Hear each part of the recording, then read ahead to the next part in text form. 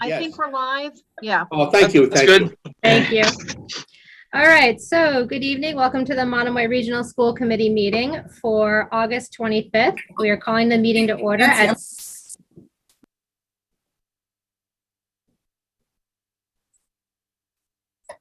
Nancy, can you hear me okay? Yep. I'm so sorry. I have to set the live link. Oh, sorry. Give me 1 second. Stephen, I Josh, thought I saw... ready?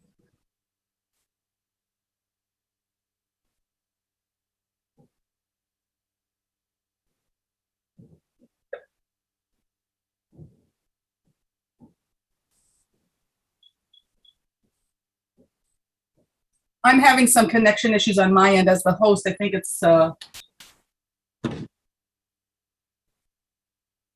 we live? Okay. I'm just gonna. Okay. Am I good to go? I'm going to take that as a yes. Yeah. All right. So welcome to the Monomoy Regional School Committee meeting for Wednesday, August 25th. I call the meeting to order at 6:33 p.m. This meeting will take place fully remotely pursuant to the law signed by Governor Baker on June 16th, 2021, an act extending certain COVID-19 measures adopted during the state of emergency, which includes an extension until April 1st, 2022 of the remote meeting provisions of his March 12th, 2020 executive order suspending certain provisions of the open meeting law. And this meeting is being live streamed and recorded. And because we are remote, we're going to do a roll call vote. So please state your name and present when I call you. Tina. Tina Games, present. Mr. Osceola. Joseph Osceola, presente. Mr. Russell. Harry Russell, present. Ms. Henderson. Meredith Henderson, present. Ms. Zebrat Long. Jacqueline Zebrat Long, present. Ms. Tolley. Danielle Tolley, present. And Ms. Stout. Sharon Stout, present. Thank you. And Nancy Scott, and I am present. So we are all here and accounted for. And Tina, I'm sorry I called you by Tina and not Ms. Games. So the first order of business this evening is the approval of the August 11th, 2021 regular meeting minutes. So I have a motion to approve. So moved. And a second. I would second that. Any discussion? All right, seeing none, we'll take to a vote. All those in favor, Tina. Tina Games, aye. Joe. Joe Osceola, aye. Terry. Terry Russell, aye. Meredith. Meredith Henderson, aye. Jackie. Jacqueline Zebrat Long, aye. Danielle. Danielle Tolley, aye. And Sharon. Sharon Stout, aye. And I'm an aye, and that's unanimous. Thank you. And the first up in the reports and discussions is the student handbooks. Who drove the short straw this evening, and who gets to go first? So I'm actually going to start things off for a change this year. You got the short straw. Joy Jordan, Community Engagement Coordinator for the district. And we are doing things a little bit different with the handbook revisions this year. Previously, the handbooks have been shared out electronically, and that has come in the form of a PDF posted on our website, which worked, but wasn't necessarily ideal. PDFs are not the easiest to use when you're scrolling and scrolling and scrolling a 50, 60, 70 page document. And there are some accessibility challenges with PDFs in terms of translation or tools like screen readers for the vision impaired. So we took this year's handbook revision cycle as an opportunity to move the handbooks fully online to create a more user-friendly, accessible experience. So what that involved was, first off, aligning the handbooks, because each school had roughly the same information, but it was in a different order and maybe had different section names and that sort of thing. So we aligned all of that, had the administrators make their content changes, which they will review with you all specifically in just a minute, and then moved everything to the website. So I'm going to share my screen real quick just to give a quick little tour of what it looks like.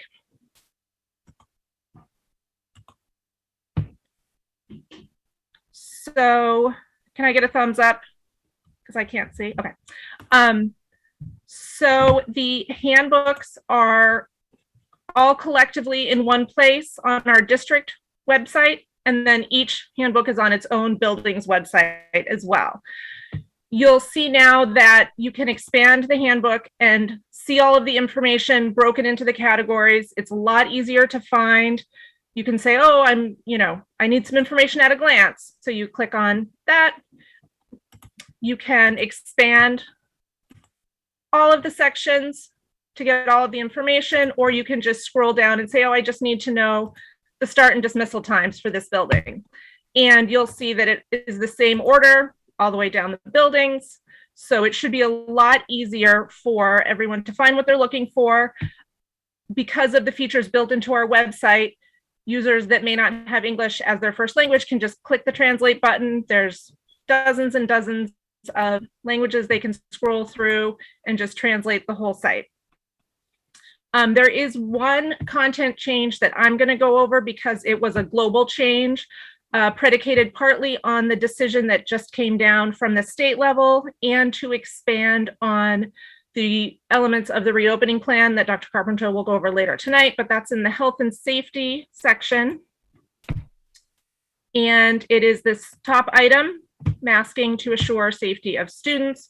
So this is going to be the same in each of the handbooks. And I imagine when Dr. Carpenter goes through the reopening plan, he will explain that in a little more detail, but that's the only content change that I'm going to go over.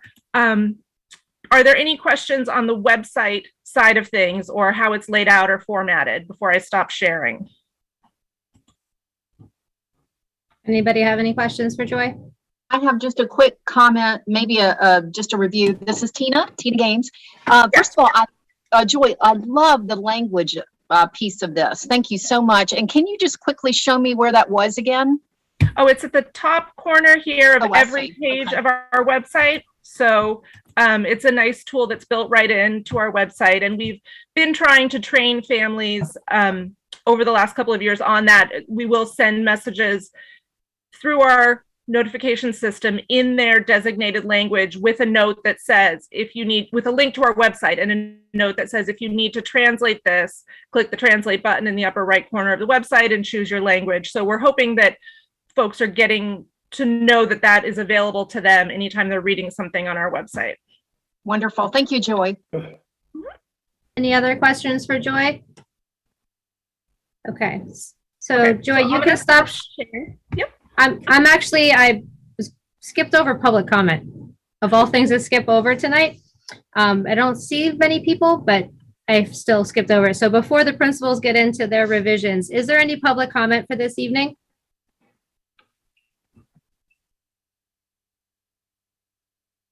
All right, seeing none. Okay, thank you. Sorry about that. Okay, so I'm going to hand it over to the administrators, and I don't know if they want me to tell them the order, but I'm assuming we can just go elementary up through middle and high, and they will discuss any specific content changes to the materials that are on the website. Thank you. Evening, everyone. So Jen Kelly, principal at Chatham Elementary. Not a lot of changes to the handbook this year at Chatham. Obviously, we had some staff changes and role changes, so those have been outlined in the handbook this year. We're welcoming Jenna Grodzicki as our new media specialist, Anne Perella as our math interventionist, Kim Oravec as our team chair. William O'Brien is going to be taking over science and technology. Caitlin Otto is going to be joining us in the second grade team. And Peter Norton is going to be joining us as a school psychologist this year. We also have updates, or we have suggested changes for the guidelines to homework, which Mrs. Voldak and I are going to present on a little bit later this evening, and some suggestions for how homework should look moving forward this year. And then I also updated the principal's letter just to personalize it from myself. The only thing that really was removed that was there in the past was our information about student council. Having come into the school, I have learned that that the student council has really been replaced by our kindness club at the Chatham Elementary School.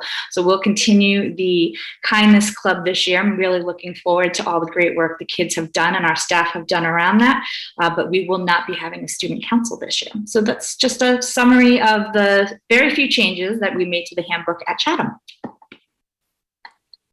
Thank you. Any questions for Dr. Kelly? All right, next.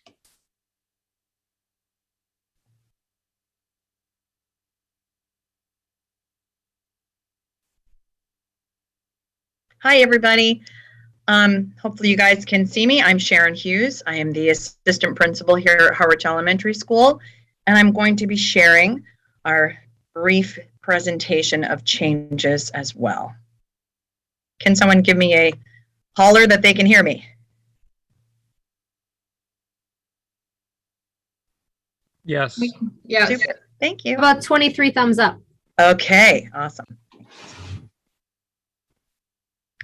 Whoops, I gotta cue this back a little bit here. Oh, we're seeing our last slide first. Hang on, and I will bring everyone to where we need to be. So this year, we have some changes to our student and caregiver handbook, but I wanted to share the most important part of this is about our emphasis on educating the whole child.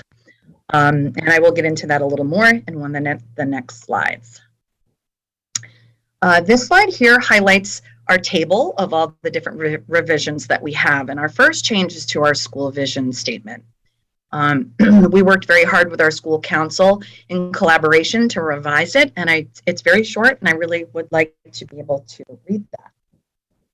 Harwich Elementary School's school vision is Monomoy is committed to being an exemplary school district, inspiring students to become civic-minded in their decision-making, confident in their communication, flexible in their problem-solving, creative in their expression, resilient in their response to challenge, attentive to global responsibilities, and ready to succeed in the future.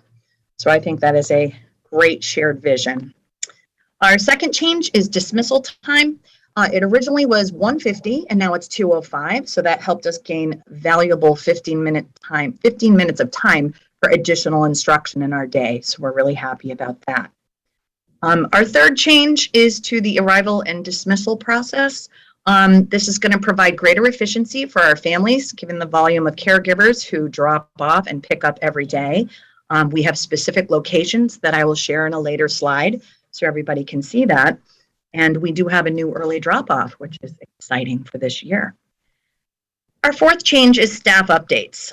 We have some very exciting changes, and we're really happy that we have supported so many of our staff and helped them develop to be able to have these positions that I will also highlight in a future slide. And the fifth change we have is our welcome back letter. Annually, Principal Oldak and I revise this letter and send that out to families, both electronically and hard copy. And this year we've placed great emphasis, as I said, on the whole child, which really means that we're supporting a child mentally, physically, socially, and of course, academically. The sixth change is to our homework expectations, which, like Principal Jen Kelly said, they will talk a little bit more about that together so everyone can hear those details. The last two changes here, students on the bus. We want to make sure students are, of course, always riding safely on their bus, and I think we have many more students this year who will be riding the bus, which will be good.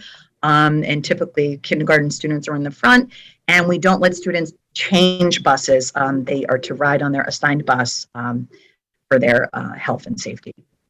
And our last part is the change to the after-school programs. We are very excited this year to be able to have students not only go to the YMCA, which is in-house here, and our Harwich Recreation Program, but the Pilgrim Church, located here in Harwichport, serving grades K through 3, we have a special bus that will bring them from Harwich Elementary to the Pilgrim Church. So many nice options for our families. Now here are the slides I talked about earlier. As you can see on the top left corner, this is our new early drop-off at door 2. So at 7:15 in the morning till 7:30, we will have staff out there ready to greet families and caregivers as they drop off their students. And that's a very nice addition this year and helps everyone get better access earlier if they need that. And the lower picture of doors 3 and 6 is what we had in place last year for drop-offs. So those doors are grade specific, with door 3 being for grades K1 and 2, and grades 3 and 4 are at door 6. So everybody kind of knows the routine with that.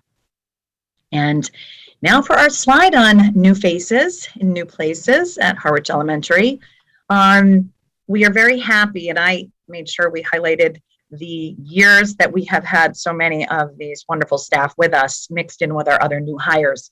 So congratulations to Megan Smith. She's our new kindergarten teacher. She was a former grade 1 remote teacher last year during COVID, and she has been with our district since 2015. So congrats to Megan. Our next change is Emily Pandicio. She's in first grade now, and she was a former grade 4 remote teacher over at Chatham Elementary last year.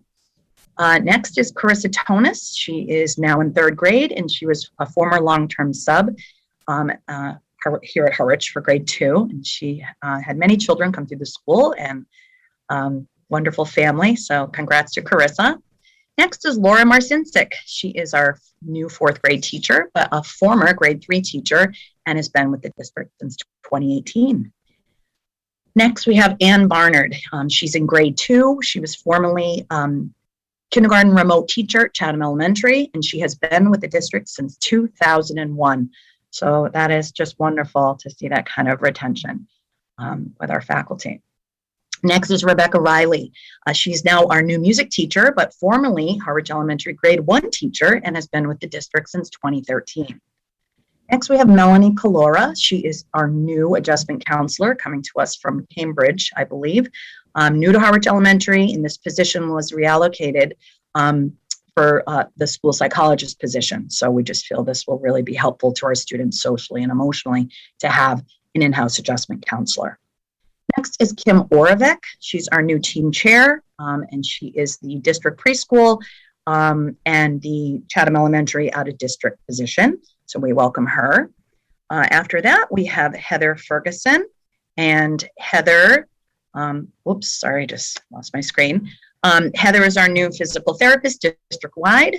After that, we've got Amanda Julin. She's been with our district since 2004.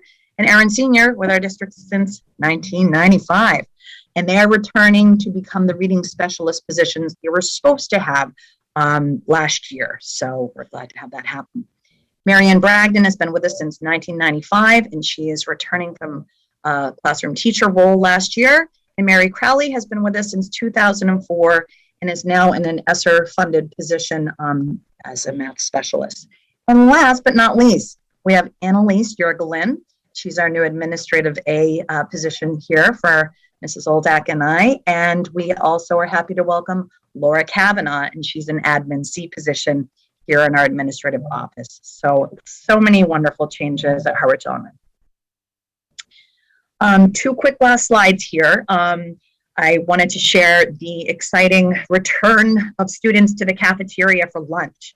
I took a nice picture the other day. Our custodians have worked so hard here at Harwich Elementary to make everything bright and clean and fresh, and our tables down there look wonderful. We've got a combination of round and rectangle tables with 4 to each table. So 4 tops all the way around. Even though the map on the left has smaller tables, it's because I ran out of space trying to make this lovely layout, which was definitely graphically challenging, but I did it. We've got 30 tables there with 4 students at each seat, each grade.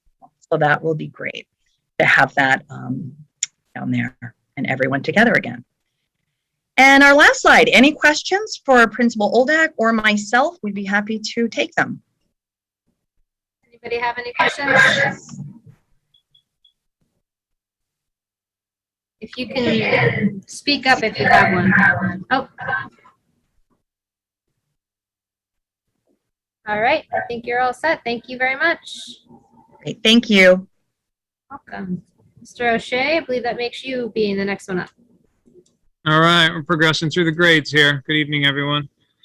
I know you had the opportunity to review the handbook revision summary. Similar to the other buildings, there wasn't much of a shift in the specifics within it.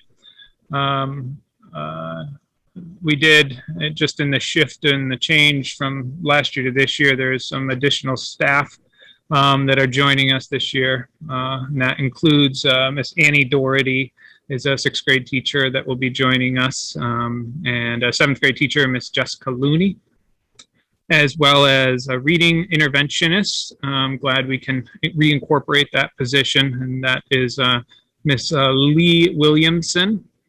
And as mentioned in a previous meeting, Dr.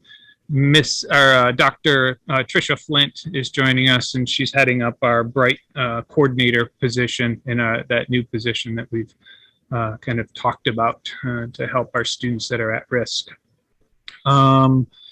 As far as the other contents of the handbook, the updated letter with I would say, a positive swing of trying to leave the COVID word out of it as much as possible, since I was reviewing my last year's one, seeing how often it was placed in it. So happy to report that.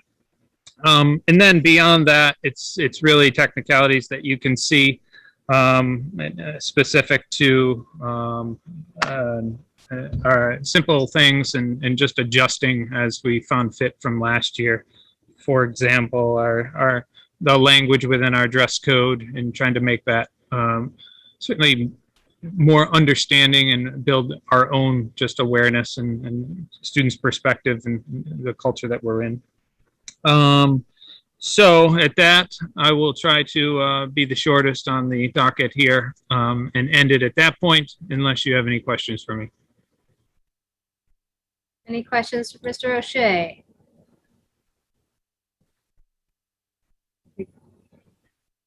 Good to go? Oh, wait, I think Sharon is looking to unmute. There you go, you got it. Yes, I'm just a little bit confused that everything looks wonderful. It's just I get confused with these terms, like the term policy is on there. Do the handbooks or whatever these are have policies in them, or are they more like rules or procedures or something?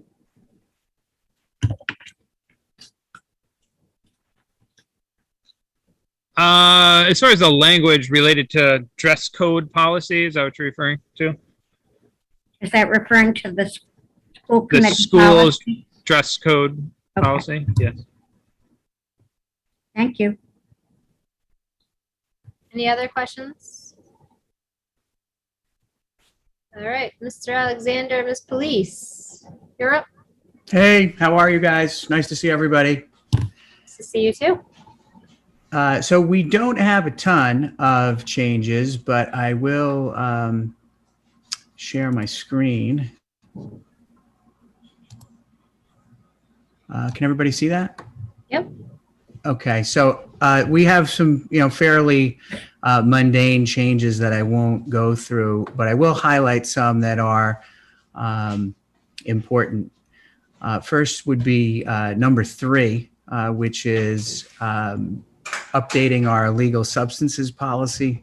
This is sort of evolving as different companies offer different things in the way of vaping products. We're now including the word inhalants to cover aromatherapy pens, which we confiscated last year. Thankfully only once, but that highlighted a need to add that particular phrase in our illegal substances section. I'd also like to highlight number 6. Again, based on an experience last year, we would propose to add that a student leader who is disciplined by the school for any type of behavioral infraction is subject to removal from their leadership position. We didn't have any language around that, whether it was a student athlete or student government. So we were proposing to add that to the discipline section. And then finally, number 7, a tardy policy. Obviously last year was a challenging year with attendance, and we'd like to take a more hands-on approach. This would include the administrators, myself and the new assistant principal, Mr. Sylvia. Depending on what number tardy, we would be either calling home, assigning detention, or a Saturday school to try and make it a little bit harder for people to fall through the cracks. We have 10 changes in total, but those are the 3 most important ones. The only other thing I would add is if you know anyone who teaches Spanish, we are in desperate need for a Spanish teacher. So that person's name and the other hires will be updated in the book as well. Thank you, Mr. Alexander. Any questions regarding the high school handbook? Ms. Games? Yeah, going back to the JOSM detention, what does that mean exactly? Does that mean during JOSM they go to detention? Yeah, so we've found that one stings a little bit more than maybe coming after school, because you're now being brought down, and instead of being able to go where you would like to go, whether that was extra help or hang out with your friends, you've lost that privilege because of some infraction. So the JOSM hour in the middle of the day is really more like 50 some odd minutes. So you'd get your lunch and then go to the assigned room for a detention. Okay, thank you. Mm-hmm. Anyone else have any questions? Sounds great. All right, thank you very much, Mr. Alexander. Thank you very much. Good to see everybody. All right, so next on our agenda is the elementary school summer task force update, homework and handwriting. Who's leading off that one for us?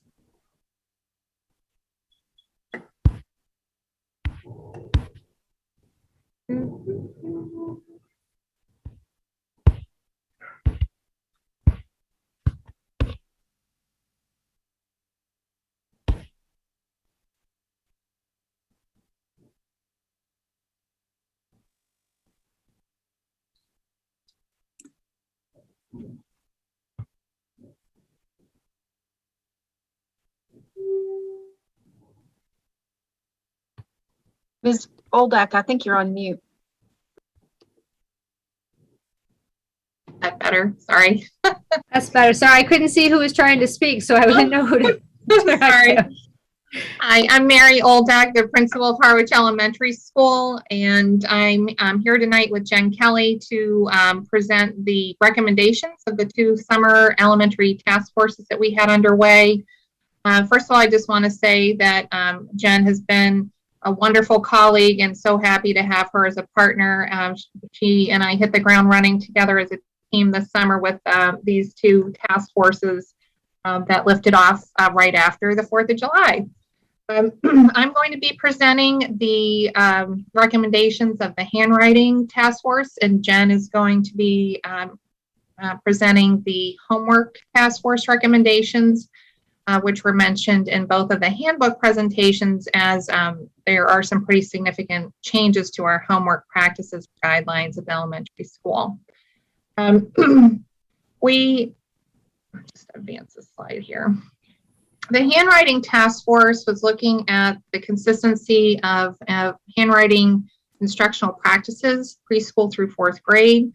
And we really had, kind of the driver behind getting this off the ground was we had a critical need in kindergarten. As we transitioned to the American Reading Company new curriculum for reading and writing and our English language arts curriculum. So exciting. All those boxes have arrived and are making their way into our classrooms this week. That meant that kindergarten was moving away from Tools of the Mind, which had been a long-standing curriculum in kindergarten, which had its own handwriting component, which is called graphics practice. So with the adoption of ARC, our kindergarten no longer had a handwriting program. So that was number one. Number two is that there was a definite feeling out there that we did not have a consistent approach to handwriting preschool through 4th grade, and our survey results definitely bore that out. We'll talk about that in a minute. And then, just the questions that are out there in the world about keyboarding and cursive really being evolutionary replacements for handwriting. Do our kids really even need to know how to print and how to write in cursive anymore? I did want to be sure to highlight all of the individuals who volunteered for these paid curriculum positions over the summer. just rock stars. The level of expertise that's represented by the people on this task force and the work that they did was so inspirational. I really wanted to highlight particularly the involvement of our two occupational therapists, Sharon Bassow and Christine Lynn, who offer so much to us in how the legitimacy and the research behind handwriting and how it should be properly taught. And they have been supporting our teachers along the way as best as they can, knowing that there was some inconsistency. So as you can see, we have, a nice broad representation across the grade levels and areas of specialization. Elise Johnson Dreyer, in addition to being a kindergarten teacher this year, was also spent many years as a special education teacher, for example. So just to dispel the myths up front, the keyboarding will replace printing. Yes, keyboarding is incredibly important. All of our kids have Chromebooks, one-on-one, K-4 in our schools. They are tested on MCAS. Their essays need to be typed. We have many digital resources that our children access, and keyboarding and those efficient skills are very important. Will they replace printing?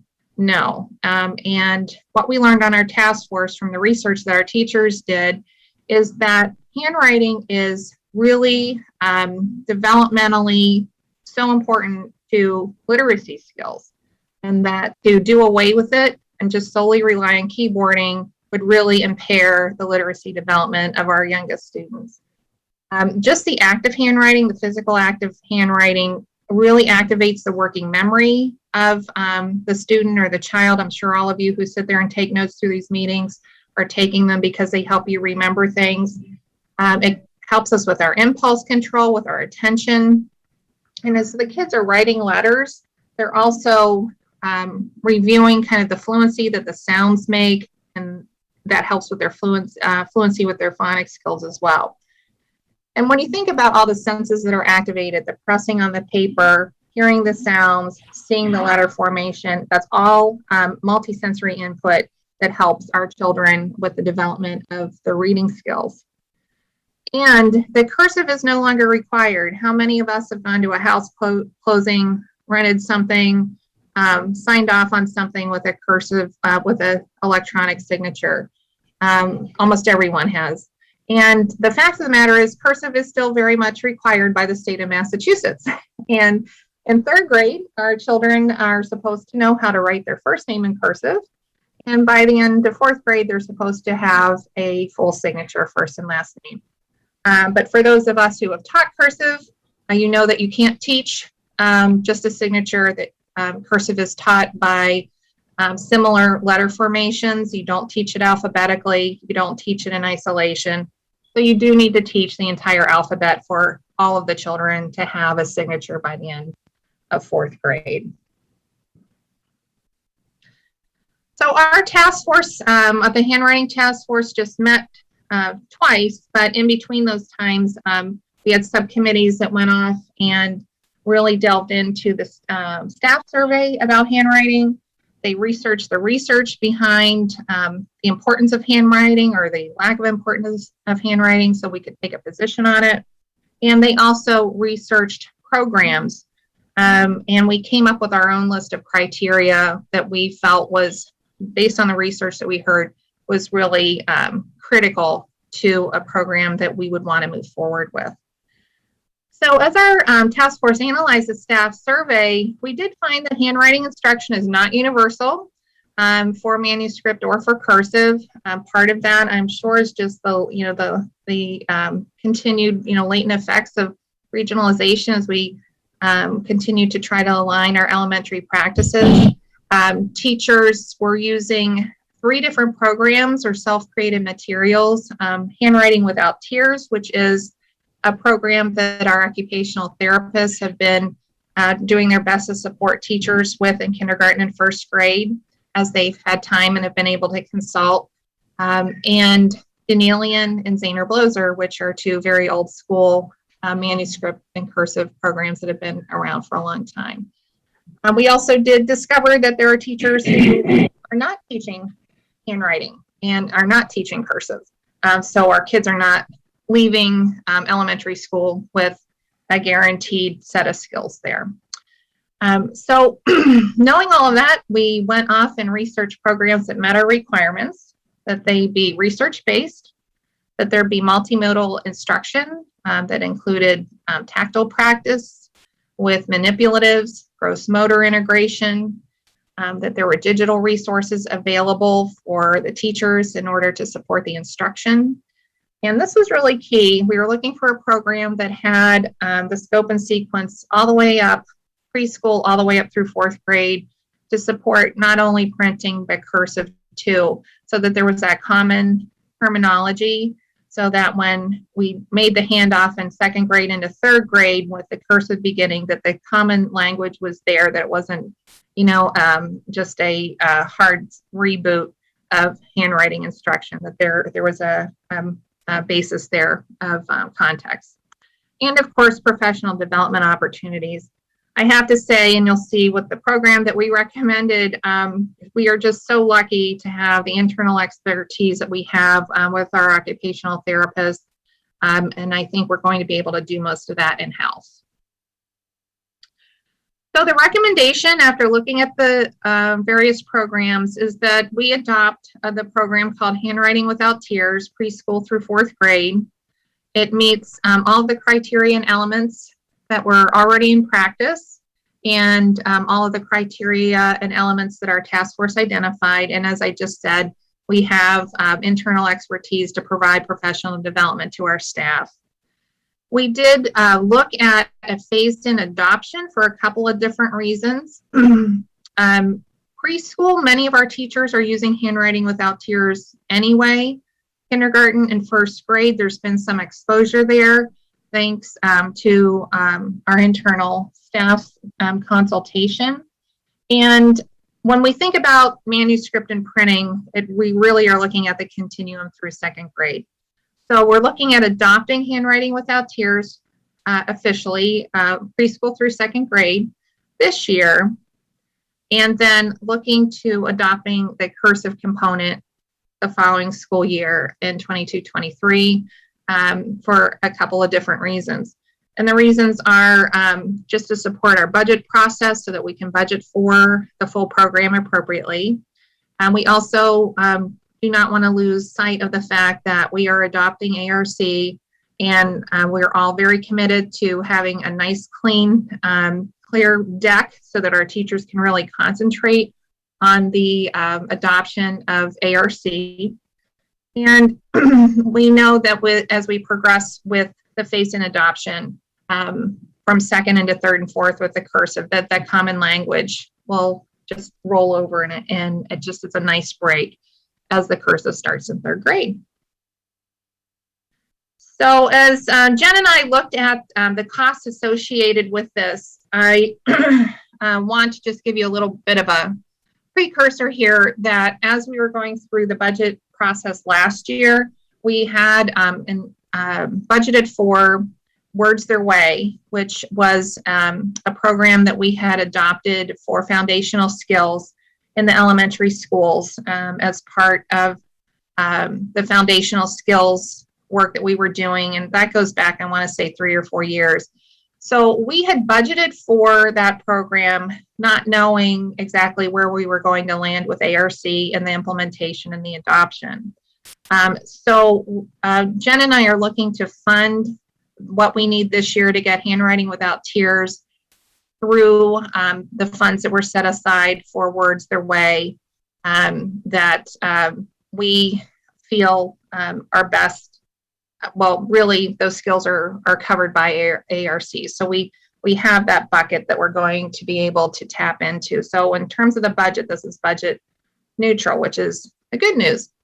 So as we look at this adoption in year 1, we're looking at preschool through 2nd grade. And again, just starting with manuscript.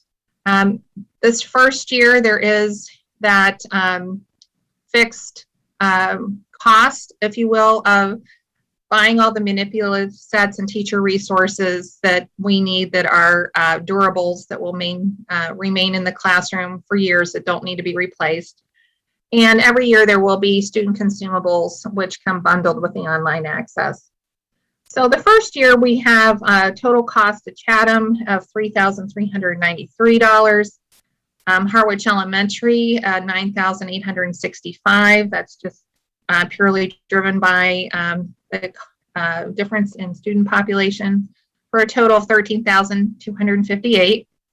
And you see in year two, as we look at, even though we're bringing cursive on board, the need for the multisensory durables and the teacher resources drops off because we've already purchased those. And so as we move forward, we're really just looking at funding the student consumables. Third and fourth grade with cursive, they do not have the durable manipulatives. That just isn't a part of the instruction. So as we move forward the following school year, we're looking at an ongoing cost of around $8,000. So as we phase this in, we'll be able to budget appropriately for the cost of this. And this year, we're going to be able to springboard off of the funds that we had set aside for Words Their Way. So I am going to hand off Mary, the presentation, but before I do that, I just want to see if there are any questions. I was just going to say, why don't we pause and see if any questions first? Okay. Anybody have any questions for Mary? Sharon, go ahead. Mary, I appreciate the way you historically talked about the curriculum with Words Their Way and how it went into this handwriting. And also the same with the budget following that. I really appreciate that. Is there any so when they finish with fourth grade, what year will it be when they finish fourth grade that they'd be able to have cursive down for moving into the middle school? So cursive is taught throughout third and fourth grade.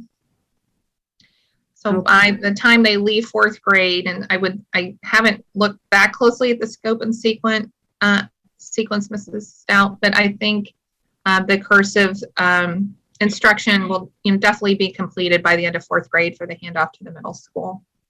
Okay, and the other thing is when they're doing note taking, and I don't know if they do note taking in fourth grade, but I do know they probably do it in fifth grade. So I'm just wondering if they're being taught to do note taking using print, cursive, or on a computer. I know at Harwich Elementary, I don't want to speak for the middle school or for Chatham, but at Harwich Elementary, it's a mix. Again, when you're taking notes, it really becomes a matter of fluency and getting your ideas down and being able to capture the knowledge that you want to capture in your notes. And certainly at this very young age, we are simply also just teaching the skill of how to take notes as the kids get a little bit older and what the structure of that might look like with graphic organizers and things. But I think as we all can relate to as adults, we all have a combination. I think we all kind of form our own handwriting that's a combination of cursive and printing often. But it's important that the kids have those foundational skills in both. Yes, that's really helpful. I just kind of wanted them to be able to have either print or cursive for when they're given papers to do, and then to have the computer skills enough at whatever point is required, or that they need that for note taking as they get to the appropriate grade level. Yeah. Thank you very much, Mary.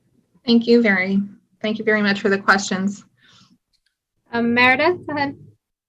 Mary, please tell me if this is not the right time to ask this question, but as you talk, first of all, I love Handwriting Without Tears. I'm really excited that the elementary schools are going to take this on. But when you were talking about adopting ARC and then incorporating handwriting it out without tears. You were talking about how handwriting without tears would replace graphics practice from tools of the mind. Does that mean that we're phasing out tools of the mind to take on ARC? Yes. Okay. Yeah. The ARC adoption is K to 4. Okay. Excellent. Thank you. Yep. Any other questions for Mary? Mr. Osceola? More comment than question, if I may. My first was about the specific program being adopted, about which I know nothing. So I was specifically going to ask Ms. Henderson to weigh in on that, and she did, for which I'm grateful. The second point here is, regardless of the specific program, the main thing to me is that we're continuing the work of creating a Monomoy regional school district at the elementary level, which means coordinating, consolidating the curriculum. I would assume it's fairly difficult to get a large group of elementary teachers or any group of teachers together behind one particular program. If they have done so and are going to carry it out faithfully, then congratulations. I think that's extremely important in consolidating the curriculum, which is an ongoing task. And the more that people see the value of that, the easier it's going to be when you get to other issues that still need to be addressed. And I think that's it. Thank you. Thank you very much. Any other questions for Mary or comments? Mary, I just had a quick question about the money piece, the last slide. Yep. I don't know if the 2,500 and the 7,900 didn't get added. So it's going to be. Oh, I'm sorry. I Okay. did. Yes, that right there is an error. I apologize. I actually have the right number right here. I redid that. That's okay. I redid my addition. It's 9,000 and some odd dollars, but I apologize. I noticed that before we started the meeting and made the correction on added it up correctly on my calculator and thought I made it on the slide, and it did not make it over. I apologize. Okay, that's okay. I just wanted to make sure I wasn't missing something. No, you're not. Sharp eyes. Yeah. And then just a logistical question. Are we going to be looking to vote on this at our next meeting as a curriculum change, or is this? I'm going to let Mr. Smith answer that question. I don't think it requires a vote, but I think Mark would know best. So it's more just informing the committee, keeping the committee apprised of what's going on. Okay, thank you. You're welcome. And then I also want to echo what Mr. Osceola said about, working with the two sets of teachers from both schools and getting a cohesive program so that when they come out, that everybody's coming out with the same set of knowledge when they head into the middle school. I think that's incredibly powerful for our district. So thank you. I appreciate that. Yeah, and just to echo what Mary had said earlier, Dr. Kelly's done a great job just jumping in, and, Mary has done a great job of getting her up to speed, and the great work that Robin and Mary started to get the two elementary schools working together towards a common curriculum. Both Dr. Kelly and Mrs. Oldak have done a good job just continuing to roll right forward this summer. And I have great hopes, hopes isn't even the right word, confidence is the better word, that it's going to continue to move forward. So that's a great observation by the both of you as well. Thank you. All right, so thank you. I think we're moving into the homework task force now. Yes, we are. Mrs. Oldak, can you present that on your screen? Thank you. And I just want to echo, it's been an absolute pleasure to join the district. Mary has been amazing, and we are really dedicated to working together and making sure that the elementary school experiences for all our students are very similar, and that we're all working towards the same goals. So we are going to talk about the homework task force. So if you could go to the next slide, I'd appreciate that. We had a absolutely amazing task force. As you can see, we had teachers and service providers from a wide range of people out the district. Myself, Mrs. Oldak, and Mrs. Hughes all were part of this as well. Everyone, I was really impressed with the amount of work that this group put in to the research and breaking up the tasks, and it was really a pleasure to work with such a professional group. Next slide, please.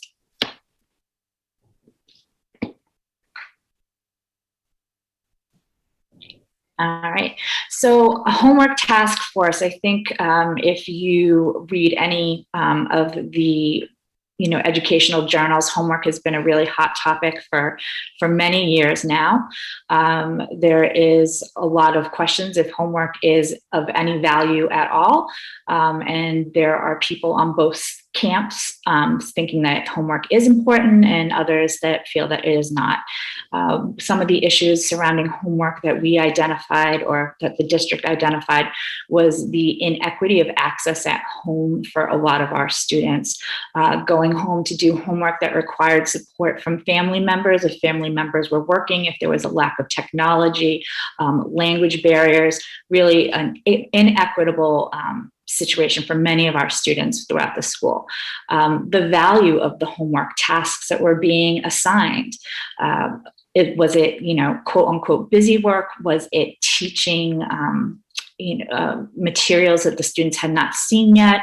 Really just trying to find out what we were providing for homework and the why behind it. And then we also were getting a lot of feedback about stress on families in regards to homework and as it related to equity and understanding of the assignments. Next slide, please. Okay, so there were 2 surveys that were created and shared. One went to families in June, and a second went to staff members. There were 41 staff responses and 208 responses from parents or caregivers. One of the things that were in common with both groups that were surveyed was that they favored homework that practiced reading and math skills or math fact skills.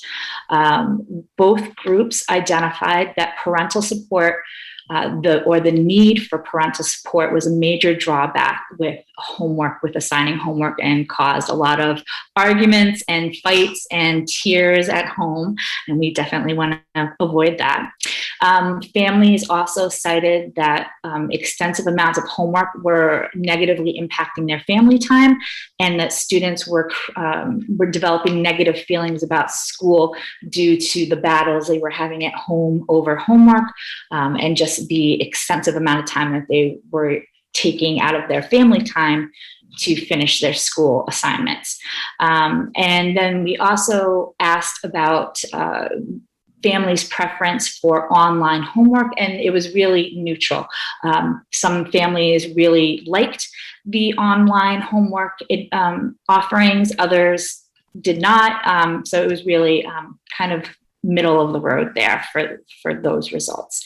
Next slide, please. So when we are looking towards homework, knowing that we wanted it to focus on skills that have already been taught so that students weren't practicing brand new skills or skills they haven't been taught yet, and that we really wanted to focus on practicing those reading skills and practicing math facts. Our problem of practice really became, how can we balance 30 minutes of independent reading, which is a part of our new ARC reading program, with math fact practice, and still make sure that we are being mindful of parent and family concerns regarding the inequity of being able to support their student, negative feelings about school, and about family time. After a lot of discussion and looking at the research on homework, the group came with the following suggestions and recommendations. Our first is that we feel that this year in particular, as we are moving into the implementation of this incredible new reading program, that we really want to focus on reading instruction and reading practice. And so that reading will be the single homework task for all of our students this year. Really honing in on that, making sure that all families are aware that students need to be reading each and every night, supporting what they're learning in the school and really moving their skill level up. As far as math fact practice goes, we are looking to implement that into the day, into the school day. And there are several ways that we can do that. We can do that through our math blocks and having our staff do a math workshop model or stations, always having math practice or math fact fluency practice stations as your morning work as you come into school in the morning. Sometimes with our teacher schedules, they have an odd 15 minutes between a special and recess, or between lunch and snack, or not lunch and snack, but lunch and a special. And those are really great short periods of time that you wouldn't necessarily be able to teach a whole lesson, but you can get that math fact fluency practice in. And another thing that the committee feels really strongly about, particularly in regards to equity for all of our students, is that all major long-term projects will take place in school. We will provide and make sure that the students have access to the research and any materials that they would need to create and make these long-term projects that they're taking place in the school. Next slide, please. So we kind of as an offshoot of our homework work, we looked into some math fact fluency tools. The group looked at several programs. We, again, very much like the handwriting committee had a list of prerequisites that we were looking for. We wanted a program that was research-based, that was available online, and that was adaptive, meaning that it will change based upon the student's needs. So if a student is plugging along and doing really well, it will keep getting harder and harder. Likewise, if a student is making several errors in a row, it will go back and it will reintroduce facts to them and make sure that they are not moving ahead until they have mastered the skills that they're working on. The group looked at 6 products that met this criteria, and they really did an amazing job. They had their own children trying out the programs, and they themselves were looking at the teacher reports that were involved with it, the ease of assigning, the ease of use. Really did a very thorough job. Our recommendation, or the committee's recommendation, is for a program called Reflex Math.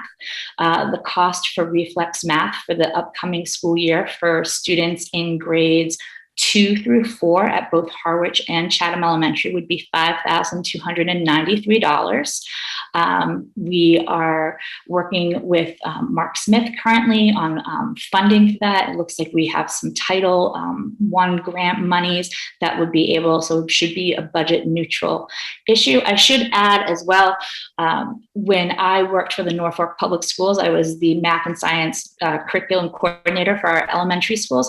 We had a lot of success with the Reflex Math program.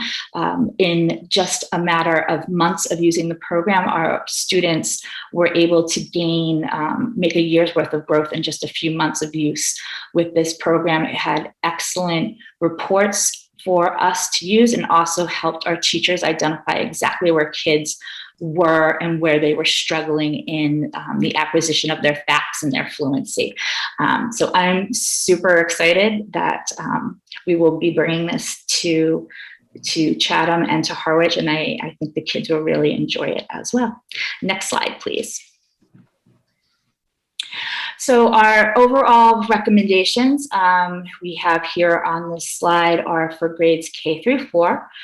You'll see in the first column is the current homework expectations from the Chatham and Harwich family handbooks. So in this in the past kindergarten, there really was nothing required for kindergarten students. First grade was occasional math practice and stressing independent reading, and you can read the rest of the slide. It progresses more and more. The second column here is the recommendation from the task force that Monday through Thursday, students will be engaged in 30 minutes of reading per night. And this is associated with the ARC reading program. There's a reading log that students and families will fill out, and students will get information about that in the first week of school, and we'll make sure that the parents are fully aware of what the expectations are for that. And fact fluency for math, we will be practicing in school and making sure that we're addressing those needs as well. Next slide, please. So I think that is the end of my math, my homework. But if there are any questions, I would be happy to answer them at this point. Ms. Anderson? Thank you, Jen, for that very thorough explanation of how the homework task force worked this summer. My just one quick question is, I know that the focus is the 30 minutes reading at home, but for those assignments for the upper grades for math, will Reflex Math be accessible at home? Yes. So the wonderful thing about Reflex Math is that it is accessible at home. Once we set kids up with their user account, they can use it anywhere. I know it was always a big joke with the students in Norfolk is before baseball games, they would be on the sidelines on their parents' phone, and they would be trying to beat levels because, you know, there were prizes and things of that nature. And so that was always, it was really easy for students to access almost anywhere. So that's great. Thank you so much. Yeah. Anyone else have any questions for Jen? Mr. Nancy, can you hear me, Nancy? Yep, go ahead. Jen, good job. Terry Russell here. Simple question. My math skills need more than Monday through Thursday. However, I notice the program you folks are committing to, there must be a price minimum regardless of the size of the school. So that Howard paying $51 or $5,200 is the same for Chatham. Yeah. So yes. So it's the same for both schools. You buy as a district, but we actually I think it was closer to $6,200 was the initial quote, and I knew the representative, so we got a little bit of a discount for bringing Monomoy on board. So thanks, Jen. Anyone else? Any other questions? Sharon, go ahead. I think you should get to know some more of those representatives. I'll try. I'll use my charm. Thank you so much. Anyone else? No, I don't want to just comment to say that I very much appreciate the homework focus and looking at it, because there has been so many questions about the necessity of homework in the younger grades, and just, you know, whether or not kids can do them, and then the projects that come home. And I noticed a shift years ago when my younger one went through elementary school, how a lot more projects were done in school, which I find was a lot more effective because I hated doing projects. And so for them to come home and have to work on them, it just was a challenge for all of us. So it was great to have him able to do them in school with his peers as well. So I appreciate that. And then I also appreciate the fact that, you know, the recognition that not all parents are home after school hours to work with their kids. And, you know, it's especially in our communities, a lot of the restaurant workers and such around towns, that parents aren't necessarily home to do that with their kids. So I think that's a huge plus for our kids going home, not having that expectation.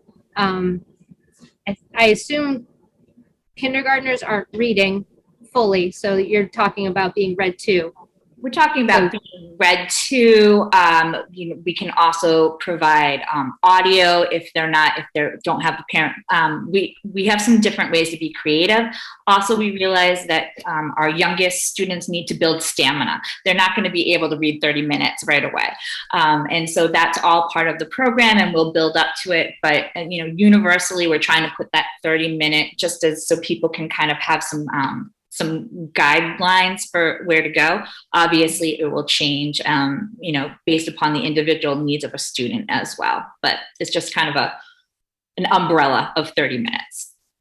And I think that's great. I think that's a fantastic way to simplify it across the board for all kids in elementary school. So thank you for all your hard work and the team's hard work as well. Well, thank you. Like I said, it has been an absolute joy, and I am just really excited for what else we're going to do. Start off with a bang. You got big shoes to fill, and now you got to keep it going. Mm-hmm. Thank you. You're welcome. All right, so we move on to next on the agenda is the reopening plan. Dr. Carpenter. All right, round 3 with this, I guess. So let me share my screen, and I can walk everyone through the plan that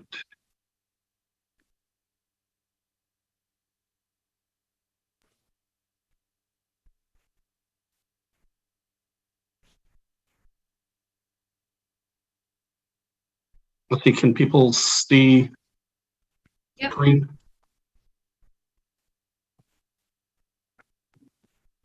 Yes? You're good. Okay, good. All right, so so a lot's changed in the last 2 weeks since we've met, and quite literally in the last couple days.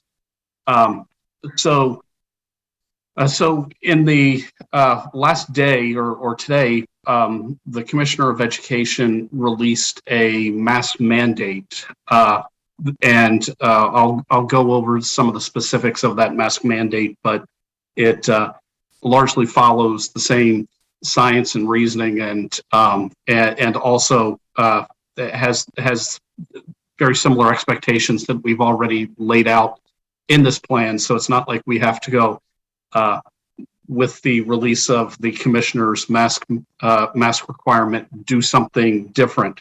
One of the things that the commissioner's mask requirement specifies is it sets an 80% vaccination rate or more for students and staff in a school for some time after October 1st, when masks may be starting to come off. And it says in the documentation that was released today from DESE that they will be providing districts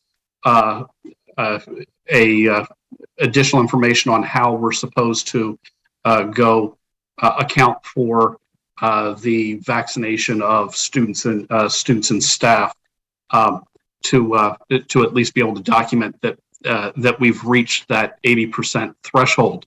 But vaccination is something that that the American Association of Pediatrics, the CDC, and the state is highly recommending. We also know that in the last 2 days that Pfizer has gotten full FDA approval. Moderna has completed their submission for they're seeking full FDA approval. So, so I'm hoping that becomes one less barrier that some have to to considering this vaccine, so that we can get to that 80% threshold and start to see things get to normal more quickly.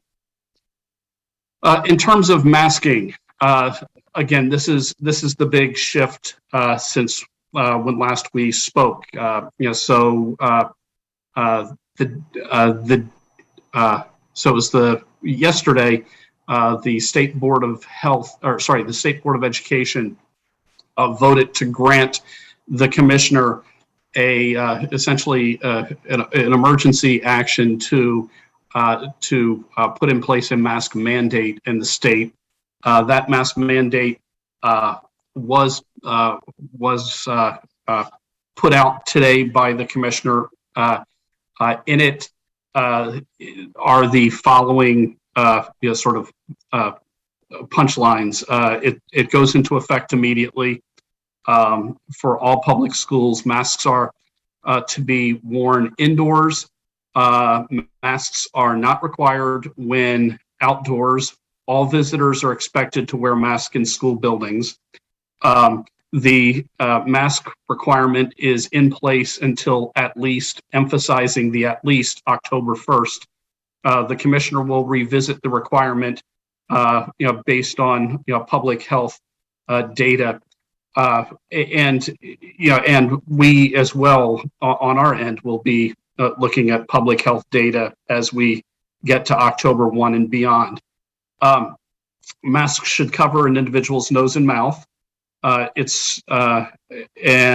that students and staff who, for medical reasons, cannot wear a mask, they highly recommend face shields, and there are provisions, within this and within our reopening plan for individuals who need some other type of protection. It says here as well that masks can be removed when indoors, when eating, drinking, or during mask breaks. Mask breaks can happen throughout the day, and they ideally should be happening either outdoors or when windows are open. It says here that masks may be removed indoors in certain electives. For instance, if you are playing a musical instrument like a clarinet, flute, or trumpet that requires you to actually blow into the device, masks are going to be required for indoor sports-related activities for student athletes and for coaches, and that's in alignment with the Massachusetts Interscholastic Association requirements at the moment. Masks should be provided by the family, but in our plan as well, disposable masks are going to be available at the school for students who need them or for staff who need them if a mask becomes soiled, breaks, or whatever. By federal public health order, all students and staff are required to wear masks on school buses. The commissioner has a long paragraph in here that basically talks about how students, if they fail to wear a mask, that there are local decisions on how student discipline could be required in those cases. So I'll kind of get into that in a moment here. Joy had mentioned that in the student handbooks there's a new area there about masking under health and safety.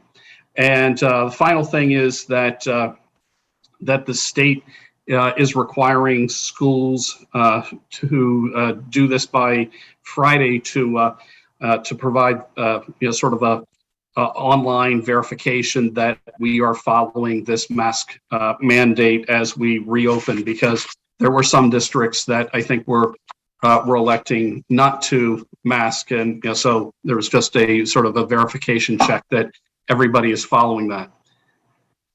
So we also want to keep in mind, just why this change has happened, and one of the big challenges out there that we have seen is that the Delta variant really crept in and became the dominant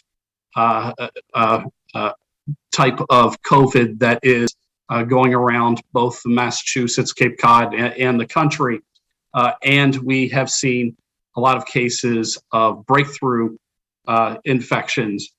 So there is a lot of push by the CDC, particularly in areas where there's substantial or high transmission, that all individuals should be wearing a mask, even if you are fully vaccinated. And right now in Cape Cod, we are definitely in an area of substantial or high transmission. So So it fits into the bulk of the state fits very much into what the CDC has been saying, and now the guidance coming from DESE is also aligned with this. In terms of masking, my recommendation is that we will have masking for all starting the beginning of the school year. As Joy mentioned, we have put into the electronic school handbooks, health and safety section, language on masking to assure the safety of students. Just so that the committee knows, I took the language that MASC has put out there for school committees to consider adopting as an exemplar policy, and largely lifted that language and morphed it into the wording that shows up in this section of the handbook. I want to note that that the hope is that we are not masking all year. That the hope is that we do see vaccination rates over 80%. I think the hope of a lot of people, and I think the experts are thinking that if we get those vaccination rates up, we should be able to see the transmission go down and see us fall below these substantial or high levels and be poised to get back to normal, and to see people, particularly those that are vaccinated, to begin to not wear masks. So my hope is that there'll be some point during the school year where we can see us really take big steps towards normal. Again, consistent with the mandate that the Commissioner of Education came out with, is masks will be required on all of our buses. This is consistent with a federal public health order. We will be encouraging parents to provide transportation, but we will provide transportation for any family that needs their child on a bus. The children will sit in assigned seats. Family groupings will be clustered together on the bus, and we will have windows open as long as the weather allows for that. We will be maintaining a minimum 3-foot spacing between students, and where possible, larger amounts of spacing. But that doesn't mean that students or adults aren't going to be working at times with children in small groups, and we have provisions that can happen with masking. Chorus and band will be held. We will space them out, and largely, maybe need to move those classes into larger spaces like the auditorium, so that the students can go without their masks to play their instruments and still have everybody safe. Luncheons are going to be happening in the cafeteria, like Sharon's graphic of the cafeteria in Harwich Elementary School. We will be spacing students out at tables to still provide that 3-foot spacing. We'll have breakfast again. This year will be grab and go. Breakfast and lunch is available and free still through a federal government program because of COVID. We will be encouraging outdoor dining where possible. I want to emphasize this is going to be more realistic at the middle school and high school, where you have open space immediately off of the cafeteria. I know Principal O'Shea has ordered some picnic tables that'll be out there outside of the door. Jossom's back at the high school this year, and Jossom being at the high school, or back in action at the high school, will allow us to have sort of a less dense cafeteria during the lunch blocks as well. In terms of testing and close contacts, DESE has defined close contacts as those individuals who've been within 6 feet of a COVID positive person while indoors for at least 15 minutes during a 24-hour period. And they have provided guidance on when to test and when to quarantine, and have put out their testing and quarantine guidance. And DESE says that if you meet the following situations, you would be exempted from testing or quarantine. I have shared with you before, and I'll reinforce this now, that DESE's definition on who's exempt. You're exempt if you're asymptomatic and fully vaccinated. You're exempt if you are wearing a mask in the classroom, essentially. You're exempt if you're on a bus and windows were down, or you're exempt if you've had COVID in the past 90 days. So pretty much in order to meet the definition that DESE came out with, you literally have to be sitting on each other's lap for more than 15 minutes to be considered a close contact, which really flies in the face of where the CDC has been saying that it's, if you've been within 6 feet for a cumulative total of 15 minutes. So we will follow more of a CDC approach when our nurses do contact tracing, because if you look at the DESE guideline, I think that in an effort to get everybody back into classrooms for in-person learning, which we have been doing quite successfully here on our part of the Cape, I think they've overshot a little bit much and created a definition that really creates a situation where nobody ever meets the definition of a close contact, and therefore I think it puts us in a place of concern. So we will be following more of a CDC approach when we are having our nurses do the contact tracing. But I want to emphasize that just because an individual is identified as being a close contact doesn't mean that they can't be in school. We want to emphasize that given this approach, the state has put in place something that's called test and stay. So there is an ability to use these BinaxNOW rapid antigen tests that we have successfully used in this past year, and to extend to families to say, your child was a close contact, but they can stay in class as long as they are asymptomatic. First thing in the morning, they would come in. We would test them with a quick nasal swab. If what we found last year is that kids, elementary school and up really are able really to swab themselves. They swab themselves. The swab goes into a little paper jacket with a little window. Some reagent gets dropped on there. Within 15 minutes, we can see if that child is actively positive, and if they're not positive and asymptomatic, they'll go to class. We would do this for 5 school days. After the 5th school day, it's presumed if they haven't popped positive by now, they were lucky and didn't catch the virus. So we'll be able to, of all of those students that we quarantined last year, largely almost all of those students following this protocol will be able to be with us in in-person learning and not at home. So the DESE has also come up with 2 other types of testing that schools can make available.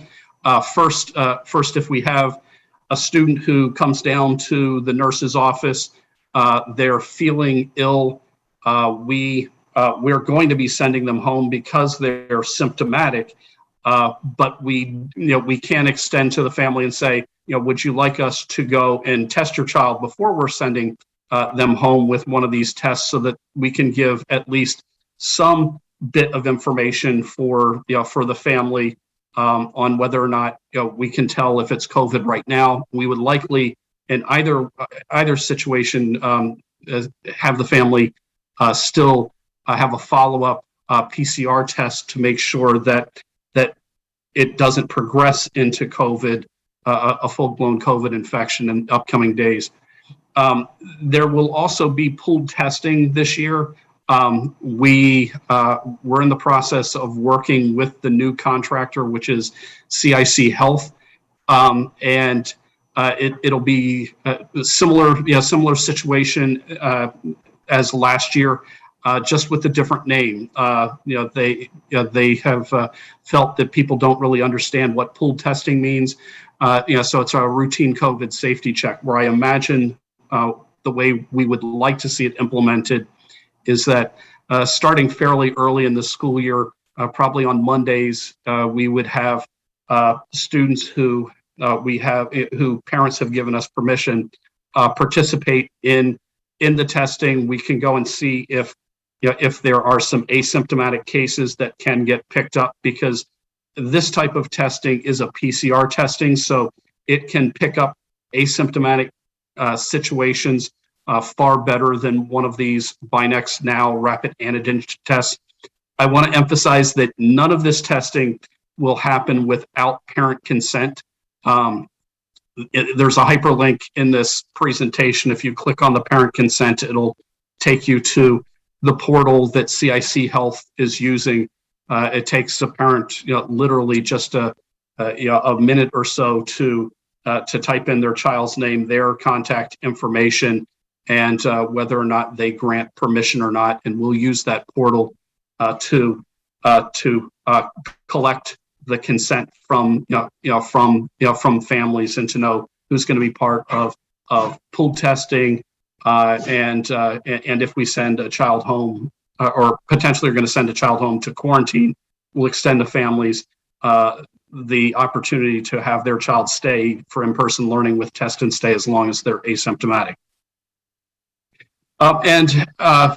This will get reevaluated as things hopefully improve. So just like the commissioner's mandate, goes through October 1st, or at least until October 1st.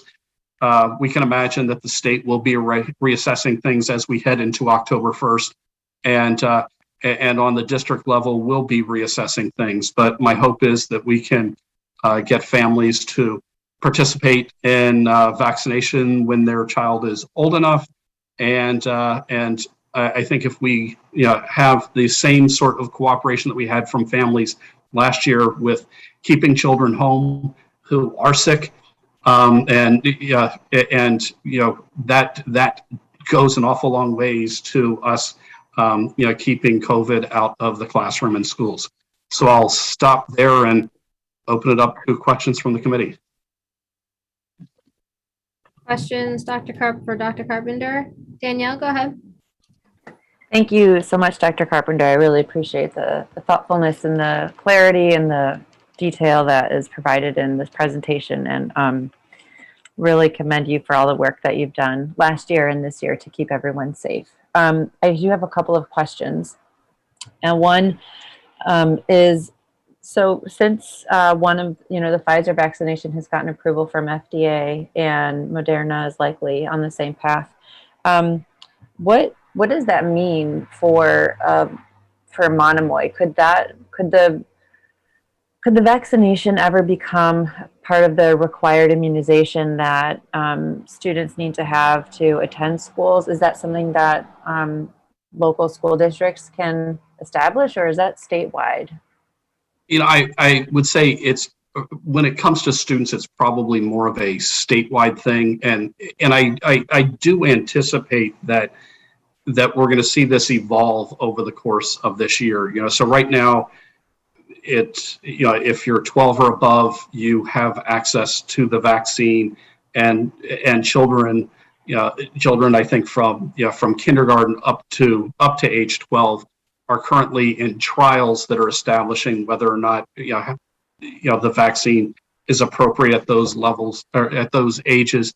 But I anticipate that over the next, this school year, we're going to see younger children have access to a vaccine, and I anticipate that we'll see that full FDA approval for more than just Pfizer, and for vaccines at different age levels. I think when that happens, that's when states are poised to really look at the success vaccines have had, and say, okay, maybe this makes sense to add this to the list of required vaccines in the state. Just like the measles, mumps, and rubella that I shared at our last school committee meeting, that that 90+% of our students have, that there's a good chance that we'll see the state head in that direction. Okay, thanks. And I do have a couple other questions. They're loosely connected, I guess.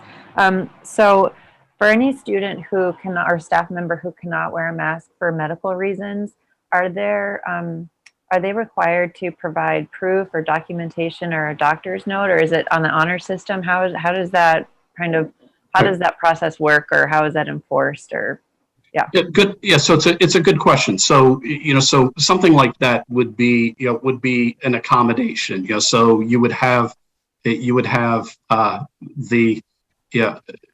team working together to determine what would make the best sense. Definitely, we would have some sort of documentation from outside experts that would come to bear. So it's not just a parent's writing a note saying Susie shouldn't be wearing a mask because so, and I want to emphasize that we have been wearing masks for all of last year, and this wasn't an issue. So it's so we had families who we worked with to come up with solutions that worked well for their children. Okay, and connected to that, so we saw at our last in-person school committee meeting some visitors who came to the building who refused to wear masks, and I'm wondering what I feel like we need to know, or I need to know, or I would hope our public and our community knows, like, what are the consequences for people refusing to wear a mask in any of the schools, and how will that be dealt with if we have people who don't want to wear masks? So one of the let's kind of break the people into two categories. We'll call them students, and then we'll say adults in this situation.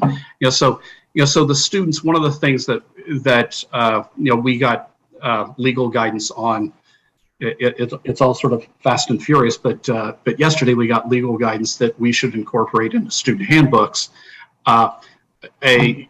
just information on masking, and in that information it talks about a progressive discipline situation, and again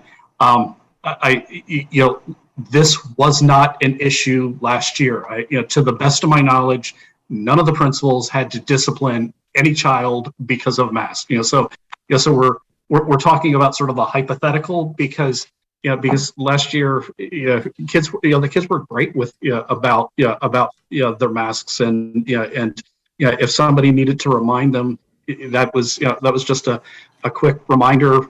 Oh, I forgot it slipped down, or but in that in the student handbook language, it talks about if a student needs a mask, we'll provide them one. It defines what type of things are appropriate for a mask, and it used the exact language from the CDC on masks should be 2-ply, and so on and so on.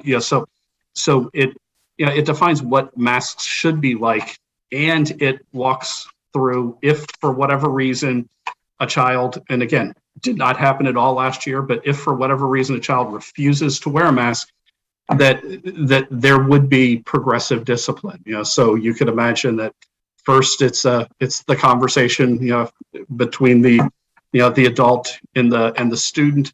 Offer the mask. Next it shifts to maybe it's okay, well, we're gonna have to stay in the office, or for a little while, or stay after school. And then it potentially escalates to the point of a suspension. And but again, didn't happen last year. I don't anticipate that will be an issue this year.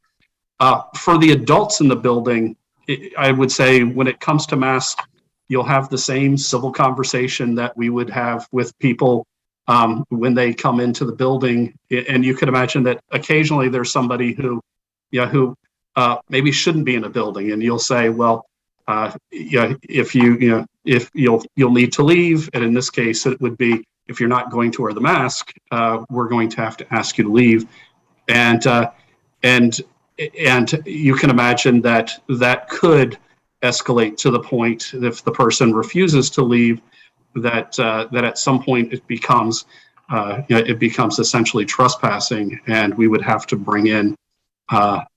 We would first reach out to the SRO, and you could imagine that that the police could be involved. And in at our last school committee meeting, I suspect that that if the committee had wanted to create a flashpoint between certain individuals, and that they could have asked for the police to intervene. And I know that that the patrolman that did come into to the library was there in case.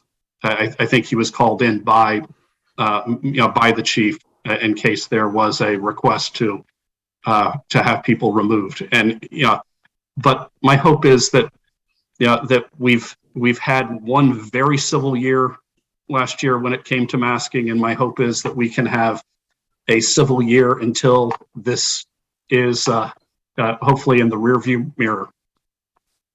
Thank you. Tina? Thank you. First of all, I thank Danielle for asking that question, because it was going to be a question that I was going to ask. As far as last year, my understanding, based on some of the testimony that we heard, that some people opted into remote learning because they didn't want to wear the mask. So I think a question and a concern I had was that particular group that doesn't want to wear the mask, what happens when they show up and they're still refusing to wear the mask? But I think I appreciate Danielle's question. I think you've answered the question, that it crosses into trespassing, if I'm understanding your answer. So that helps clarify one question.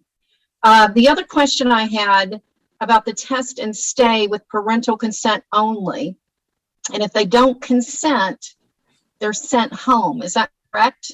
That's correct. So there is an option for individuals that are asymptomatic to come in school to every day. It's quick.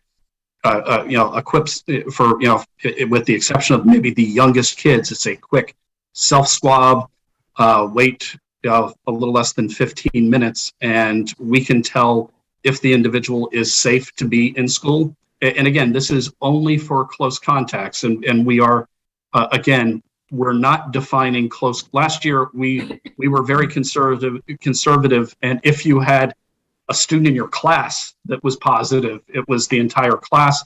So following the current CDC definition with students wearing masks, we're probably only talking about 3 or 4 adjacent students in any classroom who might be a close contact that would be coming in, and presumably their parents agree so that their child can continue in-person learning. Otherwise, the child would have to be home waiting the appropriate number of days, which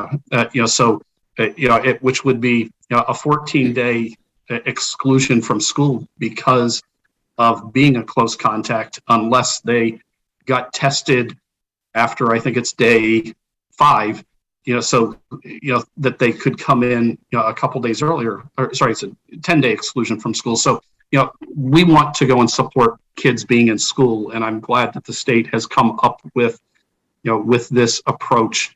It's been shown to work overseas and be as effective as quarantining. So I think it's a good use of of this technology to go help us keep as many kids in person as we possibly can. Okay, so let's just assume that there is no parental consent, so they're sent home. How is the education handled during the quarantine? Tell me what happens. So same way that that happens when somebody is sick with mono or the flu. So there's information that they can go and get from their teacher through their Google Classroom, and they'll be doing things at home. And again, this is presuming that they are home and not sick. Again, if the whole test and stay is if you're asymptomatic, so you're not sick, you do have an option to come into school, be tested to make sure that you're safe for everybody in the morning. Do that for 5 consecutive school days. Presto, it's done, and stay in school. But otherwise, you'd be handling things the same way. When somebody has mono, the flu, or any other illness. Okay, thank you. And just one other quick question, just so I'm understanding all the options here. If a family decides they don't want to do the masks, what are their options? Are they kind of left to their own devices to homeschool? Can you kind of tell me what happens? Yeah. So if a family is refusing to have their child masked, they do have options for homeschooling. And they can submit a homeschool plan to the district. Mark Smith, one of his roles is to evaluate those plans. But I believe we may have received one plan from one family in the last month. So that is an option. Okay, thank you. I'm just follow up on what Tina said real quick. So if the family chooses not to mask their child and go to school, all public schools, including charter schools, which are public schools in the state of Massachusetts, are following the mandate. Correct? Correct. Yes. So it's not like you're going to school choice to NOS it and find something different there. And I suspect that that you'll find that even many of the private and parochial schools, a similar sort of approach, just for the health and safety of all. Thank you. Sharon, I believe I saw your hand up. Go ahead.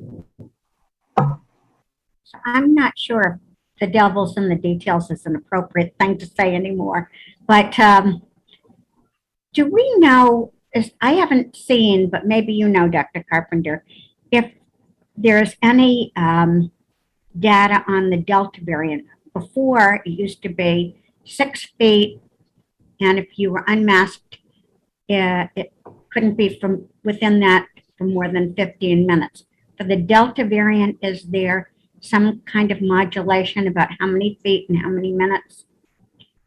No, the CDC revises their guidelines and has been fluid on this, and hasn't revised the number of feet. And we have to keep in mind that the bulk of the virus that's currently circulating in the population is now Delta. That's the dominant strain out there, and the CDC knows that and hasn't revised their guidelines, other than now really emphasizing that that masking, that being vaccinated is now not a simple protection from catching this strain of the virus. So with that in mind, I know that we've gone in some of the rooms down to 3 feet instead of 6 feet because kids we're not allowed to do remote learning anymore.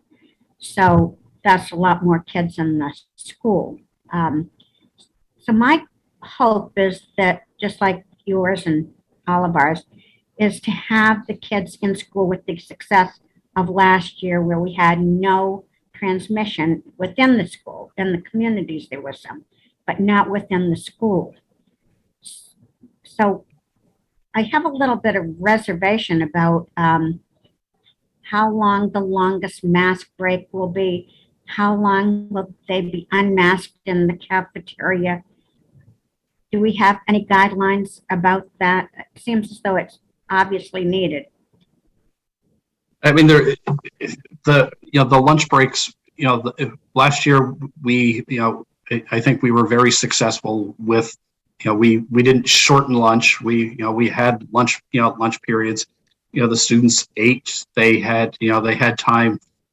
At the elementary and middle school to go out I think the nice thing about the plan and is that last year, given what we understood about the virus, kids were going out to recess and fresh air time still masked. This is looking at the data, and even the CDC is saying, if you're outside and you're able to go and have space between individuals, that there's more opportunities with this plan, and there's more opportunity, with the CDC guidance, to have masks off during the school day, particularly when you're now outside at recess or fresh air time.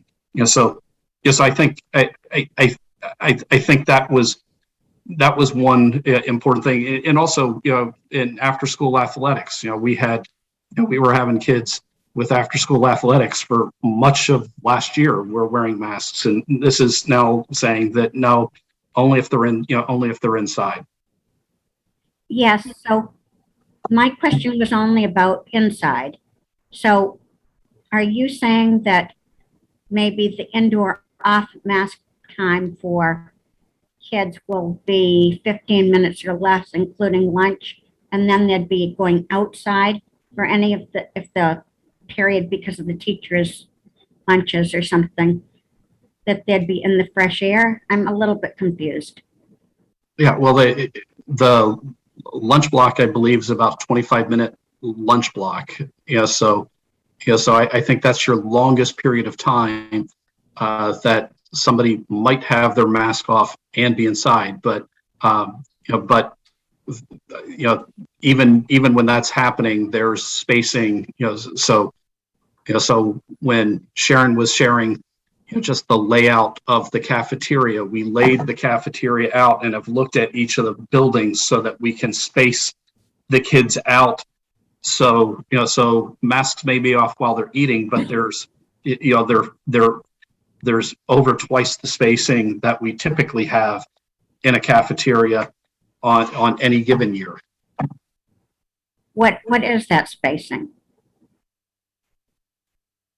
So they're not going to be at each one of the tables. So the tables have I think 8 seats at them.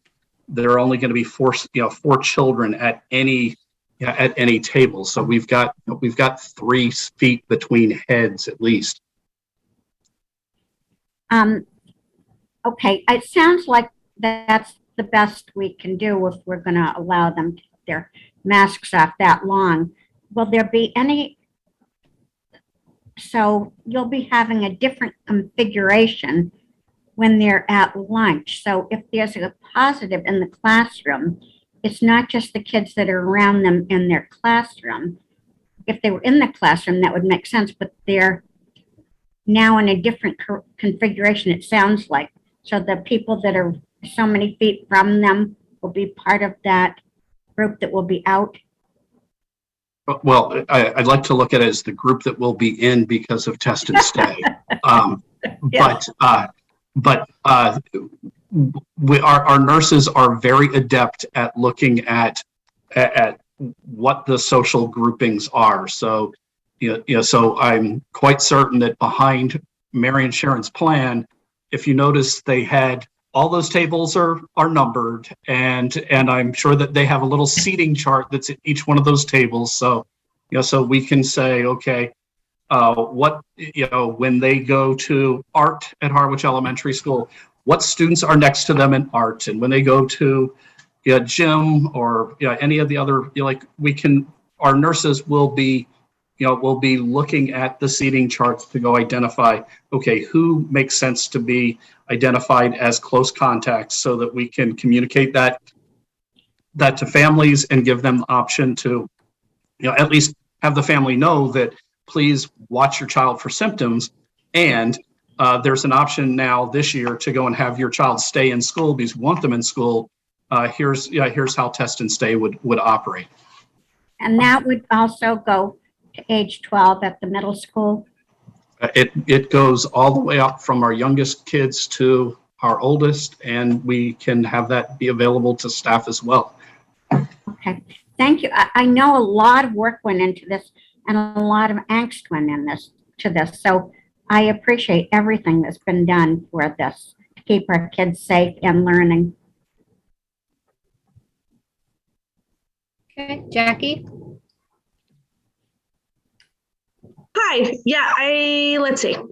So good part of a year last year, we were masked in public and in the schools. And then I don't know if anyone else has noticed, but since we've been partially masked, I guess I'll call it, the cold symptoms and things have started to come back. So now the game of cold versus COVID starts. And as a paranoid parent, do you send your child to school? As a paranoid coworker, is that person in my office sick?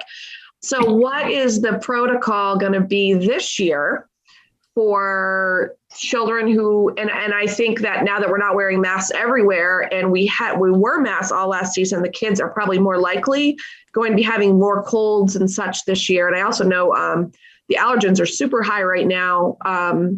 So what are we doing to change that this year so that every morning we're not scared we can't send our child to school with cold symptoms versus, possible symptoms of COVID?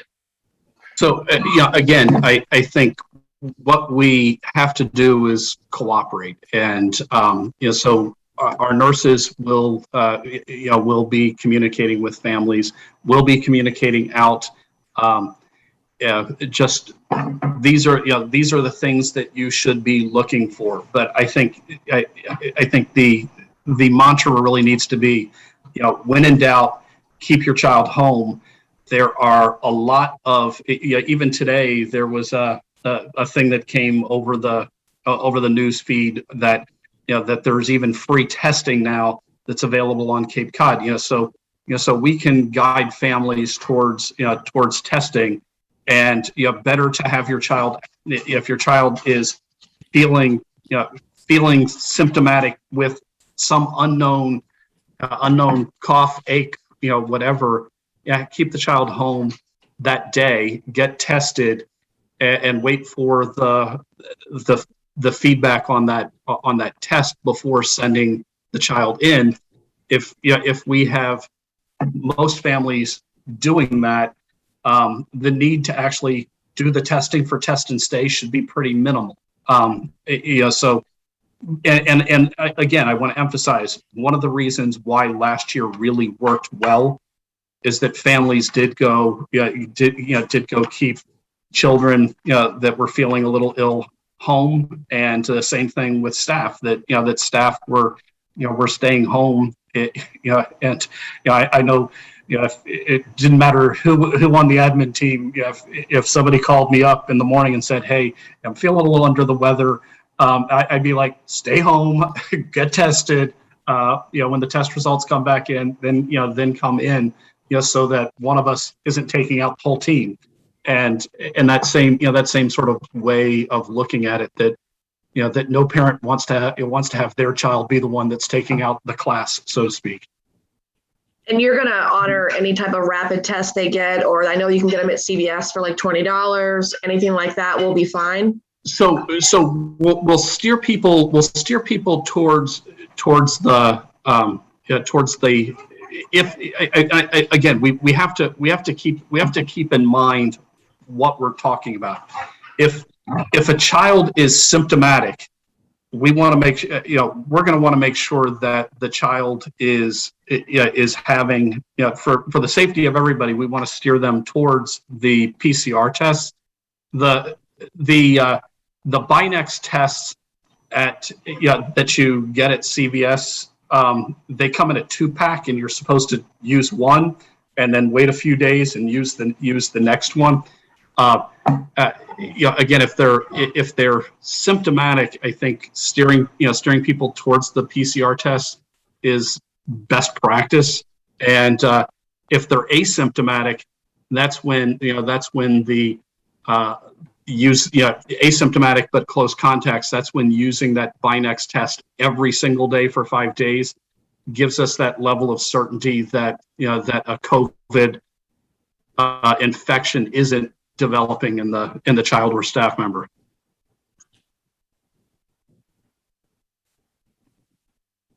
Anyone else? Questions? Mr. Osceola? Thank you. So I was mentioning at the very beginning of the meeting in a in a way that was interrupting everything. Since the presentation today was put together, we've had another significant factor or another significant shift. The Archdiocese of Boston has agreed with the mask mandate for students in the parochial schools. And that is no small thing. The Archdiocese rolls out its policies in a way that is thoughtful and careful. And when they come on board, I think it gives a great deal of legitimacy to public policy. As you know, the Archdiocese, the Catholic schools are not required to follow any of these laws.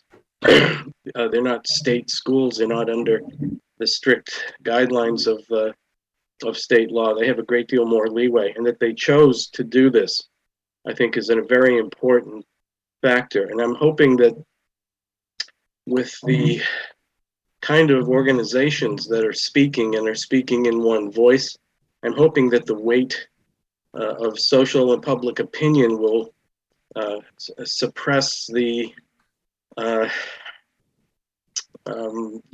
fervor of extreme patriotic dissent, where no mask means you're a real American. I'm hoping that sentiment will go away, as much as the idea that President Trump will be reinstated by the military in August of this year, a thought which has also gone away, although I recognize the month is not yet over. And one final point. Unless the school committee disagrees and opposes this, this is our policy. This is ours. We're responsible for it. Dr. Carpenter did the hard work and put it together and presented it, but this is us.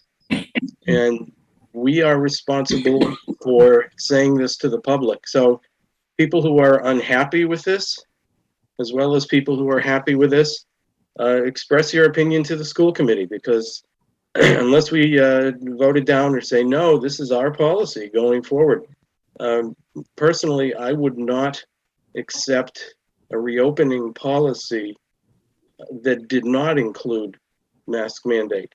If it was lacking, I would have some serious disagreement. I'd be asking some questions, and I'd be urging that we do have it. So one not so small upside or takeaway in all this, the superintendent and the school committee, from what I've been able to hear thus far, are completely in agreement on what to do next. That is that's not to be taken for granted. And it's not that either one simply blindly follows the other either. We come to our own conclusions based on our own reasons. And the fact that we are behind this, and it looks to me solidly behind this, I think will help to implement a smooth opening to the school year. That at least is my hope.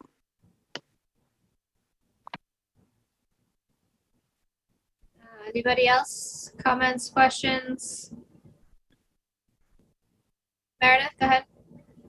So most of my questions have been answered through others' questions, but I just wanted to thank the administration team, and I'm sure the nursing staff at Monomoy as well, to really kind of put this together and think about all the factors to make sure that our students are safe within our buildings for the year, and hopefully stay in person for the year. So thanks. All right, that leaves Terry. Do you have any questions or comments? I believe everybody else. Thanks, Nancy. I have no questions. I think it's very, very clear to me. Joe captured it well. And if our agenda calls for a vote, then I would move that we move this question and vote, independent of the fact that the state seems to be sending a mandate for masks throughout the Commonwealth. So I'm very comfortable with Scott's review, specifically the masking. So Terry, is that a motion to approve the reopening plan as presented? Yes, I would move that the school committee have a affirmative vote on the acceptance of the superintendent and the leadership team on reopening schools this September. Do I have a second for that? Second. Thank you. Any further discussion, Sharon? Because it wasn't on our agenda to vote for anything, It is. it's not on mine. I have it as the number 1 action items is reopening plan. Okay, on my paper here, maybe there's another paper. It doesn't. What's the first action item? Oh, you know what? It's Okay. just the format changed. Yeah, sorry, that was me. Yeah, okay. I'm used to seeing on the side. Okay, that's fine. Okay, so we have a motion and a second. Any further discussion on the reopening plan? I was just going to comment the same as Meredith, as I had several questions as well. And thank you very much. Everybody else was so thorough asking their questions. So excellent. Thank you. So we'll take this to a vote. Jackie? Motion to approve as the reopening plan is presented. Thank you. Terry? Terry Russell, aye. Joe? Joe Osceola, aye. Sharon? Sharon Stout, aye. Danielle? Danielle Tully, aye. Meredith? Meredith Henderson, aye. Tina? Tina Gaines, aye. Thank you. And the chair says aye, and that is unanimous. So we have approved the reopening plan. Thank you, everyone. Next on the agenda is school committee meeting dates. And I just asked to put this on the agenda just kind of as a reminder. It's in your packet is the meeting calendar for the upcoming school year, but we're transitioning from our summer dates back to our school year dates. So we are going back to our Thursday night meetings. We do have a workshop, a virtual workshop next Thursday, September 2nd at 6 p.m. And then the following Thursday, September 9th at 6:30 is our next full business meeting. So just wanted to make it the public statement that we're going back to Thursday night meetings, and then also as a reminder to all of us as well. Anybody have any questions or comments? Okay, seeing none. Next is the subcommittee representative liaison reports. And Tina, I very much appreciate you putting this off from our last meeting because we were all in a very tired place at that time. So I appreciate you putting it off. And so I'd like to bring up their legislative liaison report regarding the MLK Education Conference that you and many of our administrators attended. Yes, and thank you for opening in that way, because I wanted to start by saying thank you to all the administrators and teachers that attended this conference. It really kind of spoke volumes to me. And just as a reminder, this was it was the MLK Education Conference. It was held July 19th and 20th. So it's been over a month. So I really am having to rely on my notes here. But it was the conference, just for everybody's information, was hosted by the MLK Action Team, the Cape Cod chapter of the NAACP, with the support of the Cape Cod Collaborative. And one of the things I really want to highlight about this is, if we look around this Zoom room, we don't have anyone of color here. And one of the things that I really was struck by with this particular conference is it was presented by people of color. I think there were only maybe 2 faces that I saw that were of color, and as well intentioned and as well researched as many people are at Monomoy. I think it's always helpful to really hear from people of color. And all of the panel, for 2 days, we heard from educators across Cape Cod, from parents, from students of color. And it was quite powerful and very, very moving. And I also wanted to note Cape Cod Voices, which I know is in partnership with our high school, actually, because Jim Police spoke about them last week. But the Cape Cod Voices, it's a group of women of color that they all grew up here on Cape Cod, and they have formed this group, and they talk about their experiences of being educated here on the Cape as women of color. And they've put together this group, and they've made themselves available to go around to the various school districts and just partner in our equity efforts. And I really appreciate that Jim Police and also Mark Smith have talked about them before. And so I'm very happy that we have already been involved with them. I mean, there was so much richness at this conference. And I think, again, I mean, you know, there were so many things. I mean, I have so many notes, but so many questions were raised. And one of them was, do we have a responsibility to educate our kids through their own cultures, through their own literature? And I think this is something Mark Smith has done such a great job with on the Equity Task Force, is really, you know, helping our teachers and our educators really connect with our kids. And where are they coming from? You know, what are their cultures? What are their family lives like? And I think that's the point of the intersection of where we begin with them, you know, meeting them where they are.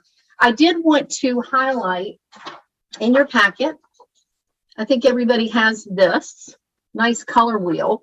This was presented by during one of the panel discussions. And the reason I wanted to include it is because I think when people think about diversity and equity, I mean, we're thinking, of course, of our kids of color, absolutely.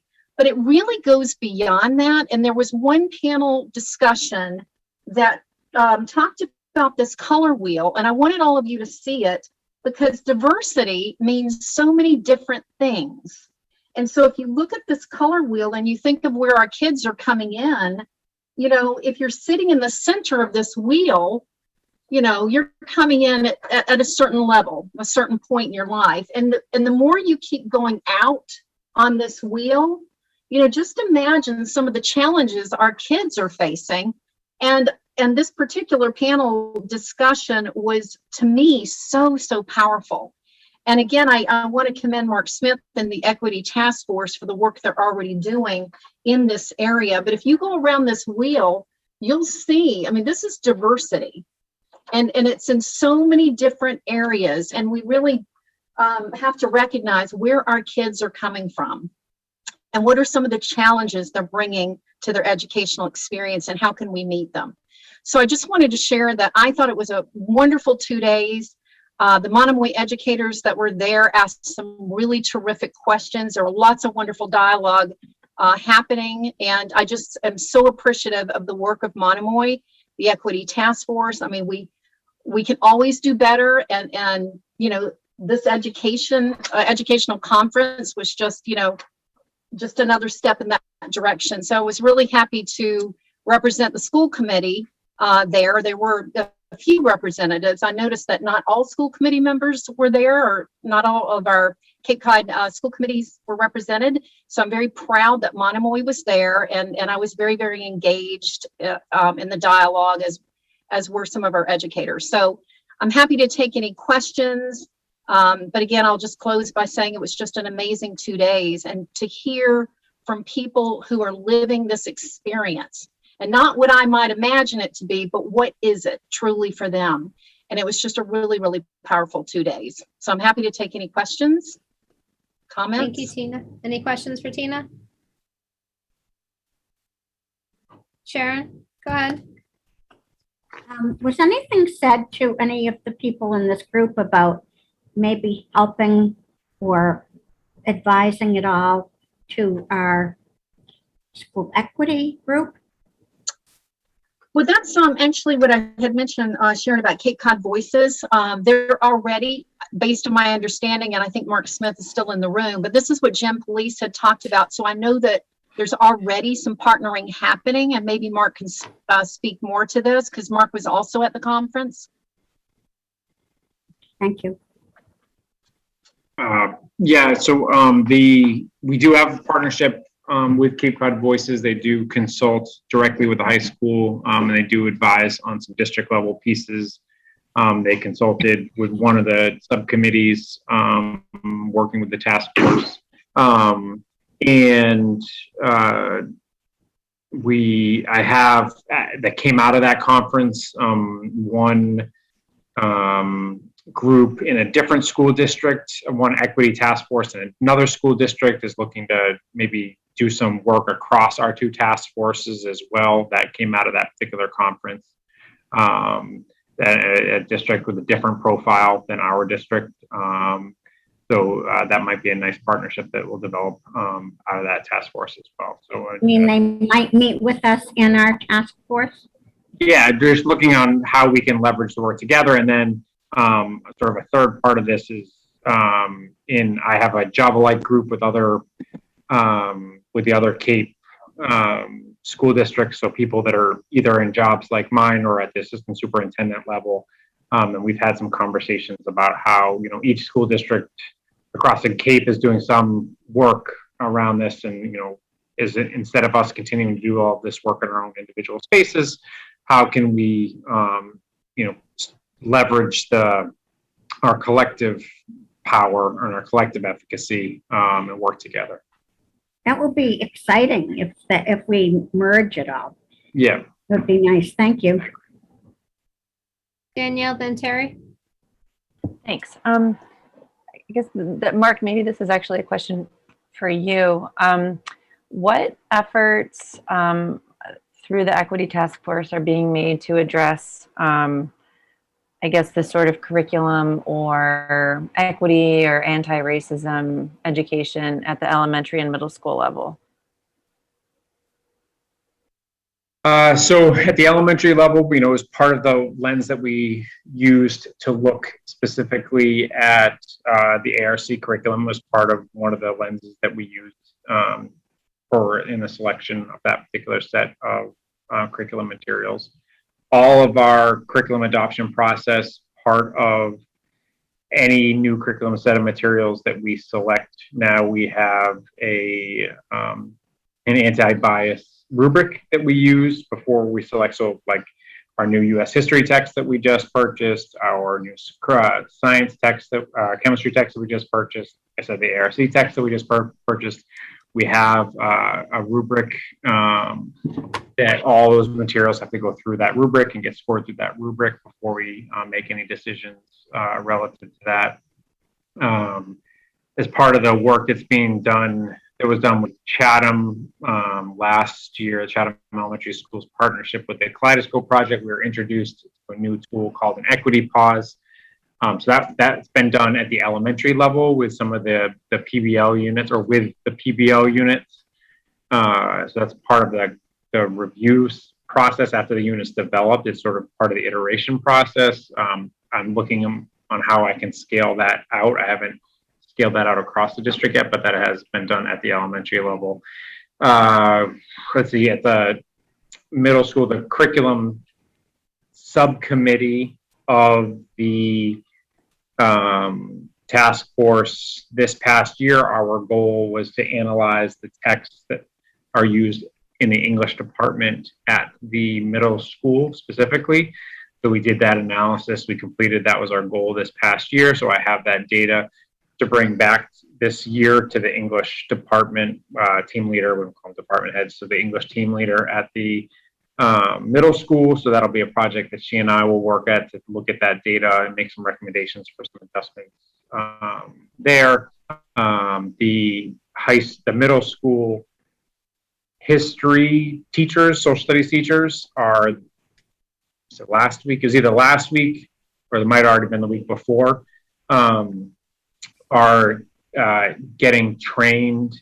We partnered with the Department of Ed on a new curriculum project. So the history and social studies standards changed, might already be 3 years ago. But there's a new, one of the big changes was it's very civics heavy, especially once students move 8th grade up, and that wasn't your question, so I'll leave that part up. There's a change in the high school level, but there was also a change in a reorganization at the middle school level. And it left our middle school teachers kind of flying blind because all their curriculum resources that they previously had no longer aligned with the new standards. They've kind of been like, piecemealing their own materials. They haven't had a good curriculum resource yet, and we've kind of been looking.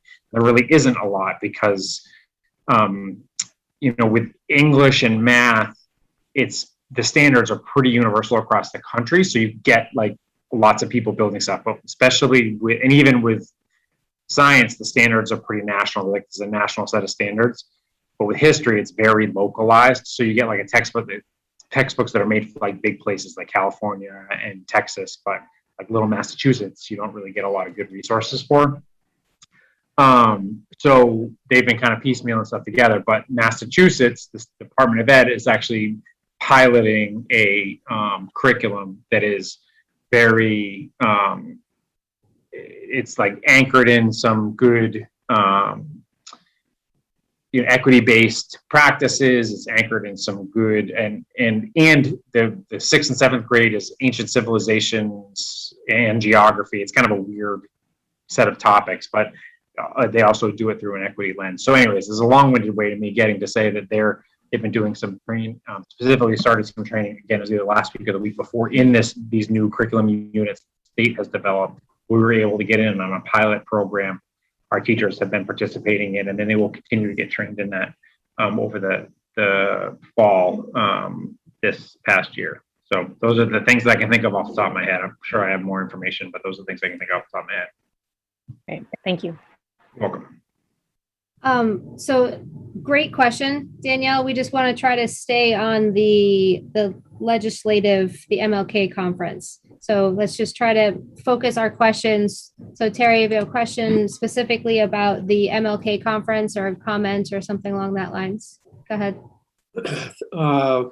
Thanks, Nancy. Tina, great overview. I missed it. A suggestion. Last spring, our committee endorsed unanimously the anti-racism resolution that was sent down to us by the state school committees.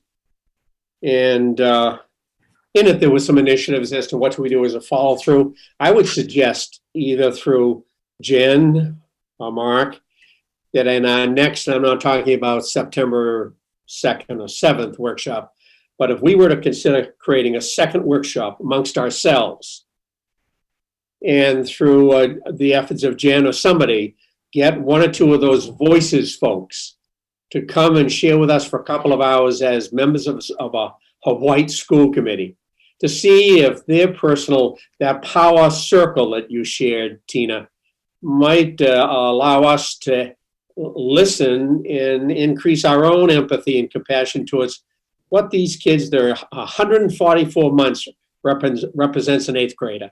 And they have that color their entire life. And we have such small percentages, especially amongst faculty. So I'm suggesting that at some point, maybe at our next workshop, we consider it and then try to get a date and then activate somebody to invite that. And I'm not talking about all day. I would see it at least a couple of hours. I think it would be well worth all of us listening to. Thank you, Terry. Go ahead, Tina. Just two other quick comments, Terry, because you reminded me there was a whole other discussion about educators of color and why do we not have that many educators of color, So it was a really fantastic discussion because they had to bring, many of them came from Barnstable, the Barnstable School District. So to hear it in their own voices was so powerful. And so we had a whole dialogue about recruiting educators of color and what did we need to do in order to make that happen. Interestingly enough, the whole discussion came about housing. As we all know, for any educator, coming to the Cape and getting housing that's affordable is a challenge. And particularly, I think, those of color spoke a lot about it at this conference and the challenges. The other thing I wanted to note is there was a whole entire kind of panel discussion about microaggressions. And it was like, wow. It was a panel of, I believe it was all students. I think there might have been a couple of teachers, and really talked about from their experience, what they have experienced, what people have said to them, what people have done. The whole conversation about microaggressions was enlightening. I mean, I consider myself somebody that knows a lot in this area, but I don't live that experience. And to hear them talk about it was pretty like, wow, you know, it was. So I can't say enough about going to a conference with just the whole panel, minus 2 people of color, and having them present and teach to us. It was amazing. Thank you, Tina. Any other questions for her regarding the conference? Sharon, go ahead. I just want to compliment you for bringing this up, Tina, and anyone who went to it, because just even bringing this up to us here and the statement about we do not get, we can do, like our equity group is doing tremendous work. Mark's doing tremendous work. But the point about we really just don't know somebody else's experience. So thank you for this. Joe, go ahead. Just a sentence to remind everyone that the resolution on race was not adopted unanimously. There was opposition to it in the school committee. Thank you, Joe. Anybody else, questions or comments for Tina? Okay, thank you again, Tina, for making the presentation and attending the conference. Next on the agenda is the superintendent's report. Just a couple quick recognitions. I would like to first thank a group of unsung heroes that have been operating behind the scenes all summer long. That's our food services team. Today was the last day of our free summer meals program. The food services group has been ensuring that the youth in our community had enough to eat. And it was quite helpful for all of our families that took advantage of those opportunities. I'd also like to thank our custodial team that's been working hard, cleaning, repairing, repainting, moving furniture, and much more to get each of our buildings ready for the start of school in just a few weeks. And last but not least, I'd like to thank the Family Pantry of Cape Cod for the following items that were donated to our schools. These were left over from their backpack program. They included binders, backpacks, glue sticks, pencils, pens, mechanical pencils, dry erase markers, Sharpies, felt tip markers, yellow highlighters, erasers, pencil sharpeners, pencil boxes, index cards, note cards, binders, and Elmer's glue. Last but not least, I'd just like to let everybody know that I'll be having a virtual conversation with the superintendent this coming Tuesday, August 31st at 6 p.m. Just to put it out there for families to answer any questions and hopefully alleviate any anxiety that folks might have as we start the school year. And I know that Joy has already posted on the website the reopening plan so that we can communicate out the reopening plan to families tomorrow and invite them to be part of the conversation next Tuesday. That's it for me. Thank you, Dr. Carpenter. Just to reiterate, the conversation with the superintendent has been posted so that we can all attend and be listeners, but it's not really for us to do anything other than sit and listen to everybody. Any questions? Danielle, go ahead. Is it expected that we attend that? Nope. It's kind of up to you as whether or not, and usually they're recorded. Is this one planning on being recorded? So you can always watch it at a later time that's convenient for you.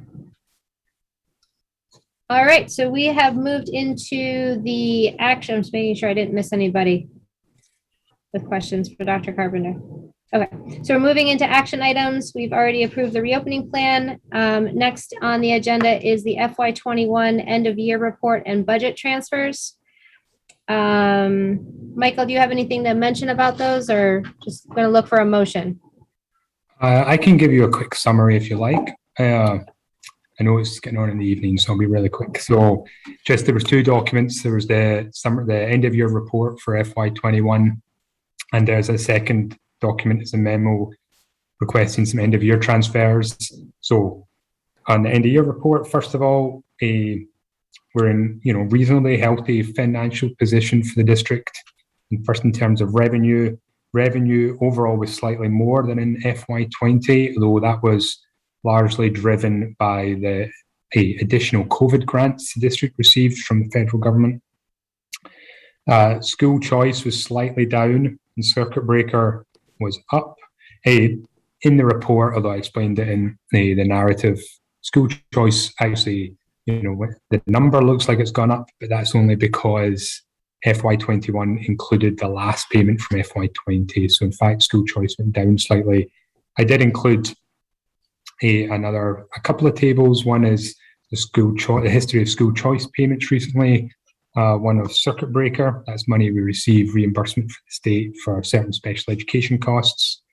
And I did also include a little table in history of state and federal grants, which is interesting mostly because you'll see how much grants have gone up in the last year as we received all the ESSER funding, and then also into next year when we get the third round of ESSER funding, although we'll hope to spread that out over a number of years.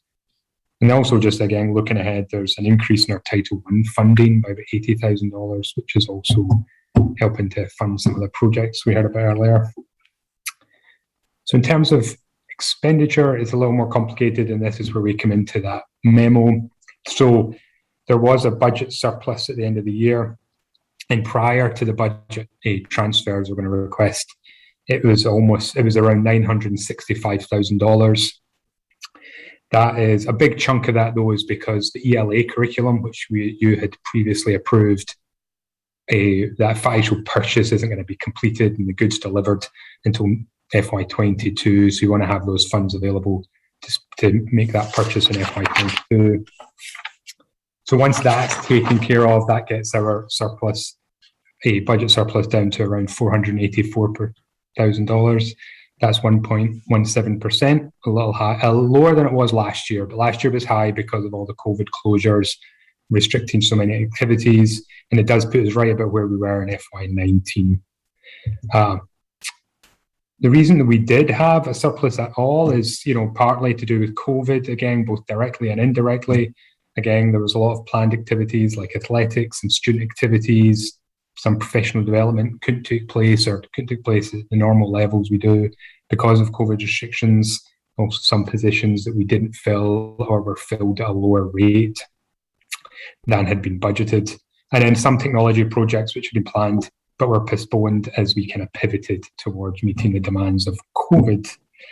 And also, and this is also part of the reason for the memorandum, we made some pre-purchases of some services from the Cape Cod Collaborative to offset costs in FY22, which is also going to relieve some pressure on this year's budget.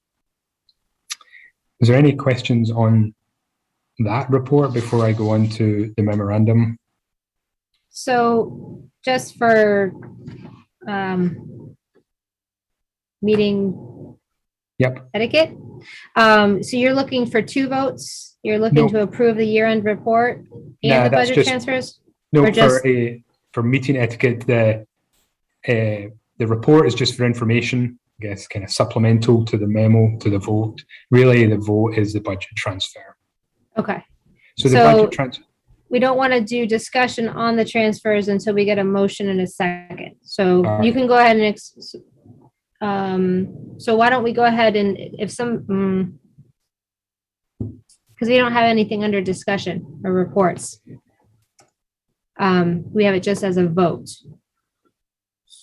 So why don't you go ahead and talk about the budget transfers, and then if anybody has any questions, then we'll do a motion in a second before we question discussion.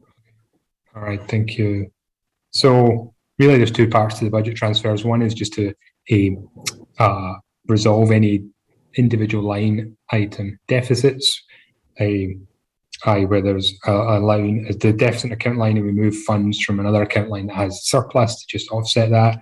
Most of these, or more than half of them, are less than a few $1,000s, and a lot of it just comes from making sure that we're paying things out of the right account line to align with the DESE chart of accounts and our own chart of accounts.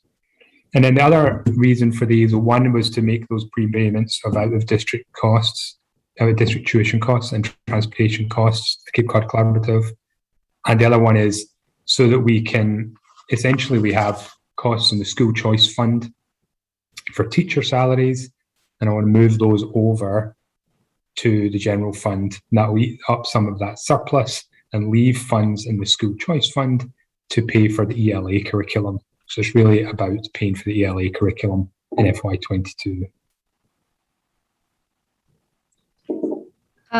So Michael, the motion that you're looking for, we don't need to list out where the transfers are coming and going to. We can just say as presented in our packet. Yep, that's fine. Okay, so look for a motion to approve the budget transfers that Michael is discussing. Meredith? I would like to make a motion to approve the budget transfers as listed in the document provided to the school committee. Thank you. In a second? Second. Okay, any discussion or questions for Michael? All right, seeing none, we'll do a roll call vote. Mr. Osiello? Joe Osiello, aye. Mr. Russell? Terry Russell, aye. Ms. Ebert Long? Jackie Zebrat Long, aye. Ms. Stout? Sharon Stout, aye. Ms. Tolley? Holly, aye. Ms. Henderson? Meredith Henderson, aye. Ms. Gates? Tina Gaines, aye. And the chair says aye, so that's unanimous. Thank you, Michael. Thank you. And next are the approval of the prior year invoices, which are also in our packet. Yep, these are just two invoices. One is largely because the Verizon company that provides our long distance calls, they used a different section of Verizon, so it's a different company name on the invoice. And the other one was a facilities project where the invoice came in slightly more than we had encumbered. Okay. Thank you. I'm sorry, I'm scrolling trying to find it Oh, yeah. so that I have it in front of me. Okay, so a motion to approve the prior invoice for MCI. Meredith? I'd like to make a motion to approve the prior year invoices in the amount of $17.17 to MCI and $5,578 to Atlantic Diversified Services Incorporated for a total of $5,595.17. Thank you. And a second? Second. Okay, any questions, discussion? Seeing none, Mr. On the- Osiello? Oh, sorry, go ahead, Terry. Belatedly on that budget for Michael or Scott, and it probably is me. There was an illusion, I think Michael commented, the vote's been taken, but I'm just a little confused. That the transfer of, I'm guessing somewhere around $450,000 for the ELA curricula. So Terry, Yes, can we do that? Can you talk to Scott and Michael after the meeting regarding that? sure can. Okay, thank you. So we have a motion and a second, and we're doing roll call vote on the prior year invoices. Mr. Osiello? In favor, aye. Joe Osiello. Thank you. Mr. Russell? Terry Russell, aye. Ms. Ebert Long? Jackie Zebrat Long, aye. Ms. Stout? Sharon Stout, aye. Ms. Tolley? Danielle Tolley, aye. Ms. Henderson? Meredith Henderson, aye. Ms. Games? Tina Gaines, aye. And the chair says aye. That is unanimous. And finally on our agenda is the declaration of surplus. May I entertain a motion to approve the surplus as presented in our packets?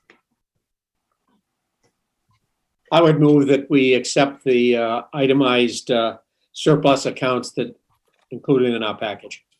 Thank you, I'll Mr. Russell. second. Thank you. Any questions or discussion? Seeing none, Mr. Osiello. Mr. Osiello votes to approve. Thank you, Mr. Russell. Aye. Ms. Ebert Long. Aye. Ms. Stout. Stout, aye. Ms. Tolley. Danielle Tolley, aye. Ms. Henderson. Meredith Henderson, aye. Ms. Games. Tina Games, aye. And the chair says aye. That is unanimous. And holy cats, these votes are tedious. Yeah, thank you. And the last we have on our agenda is the presentation of the warrants. And I, as your designated signer, did sign off on those today. So those are good to go. And last up is motion to adjourn. Don't all jump at once. So moved. Thank you. In a second? Second. Oh, so now you jump. All right, we have a motion and a second. Any questions? No. Mr. Osceola? Joe Osceola in favor of adjournment. Mr. Russell? Aye. Ms. Everett Long? Aye. Ms. Stout? Turns out aye. Ms. Tolley? Danielle Tully, though, it feels like we're just getting started. Aye. Thank you, Ms. Henderson. Meredith Henderson, aye. Ms. Games? Tina Games, aye. And the chair says aye, and we are adjourned at 9:07. It's not bad. Not bad at all. Thank you very much, guys. We'll see you next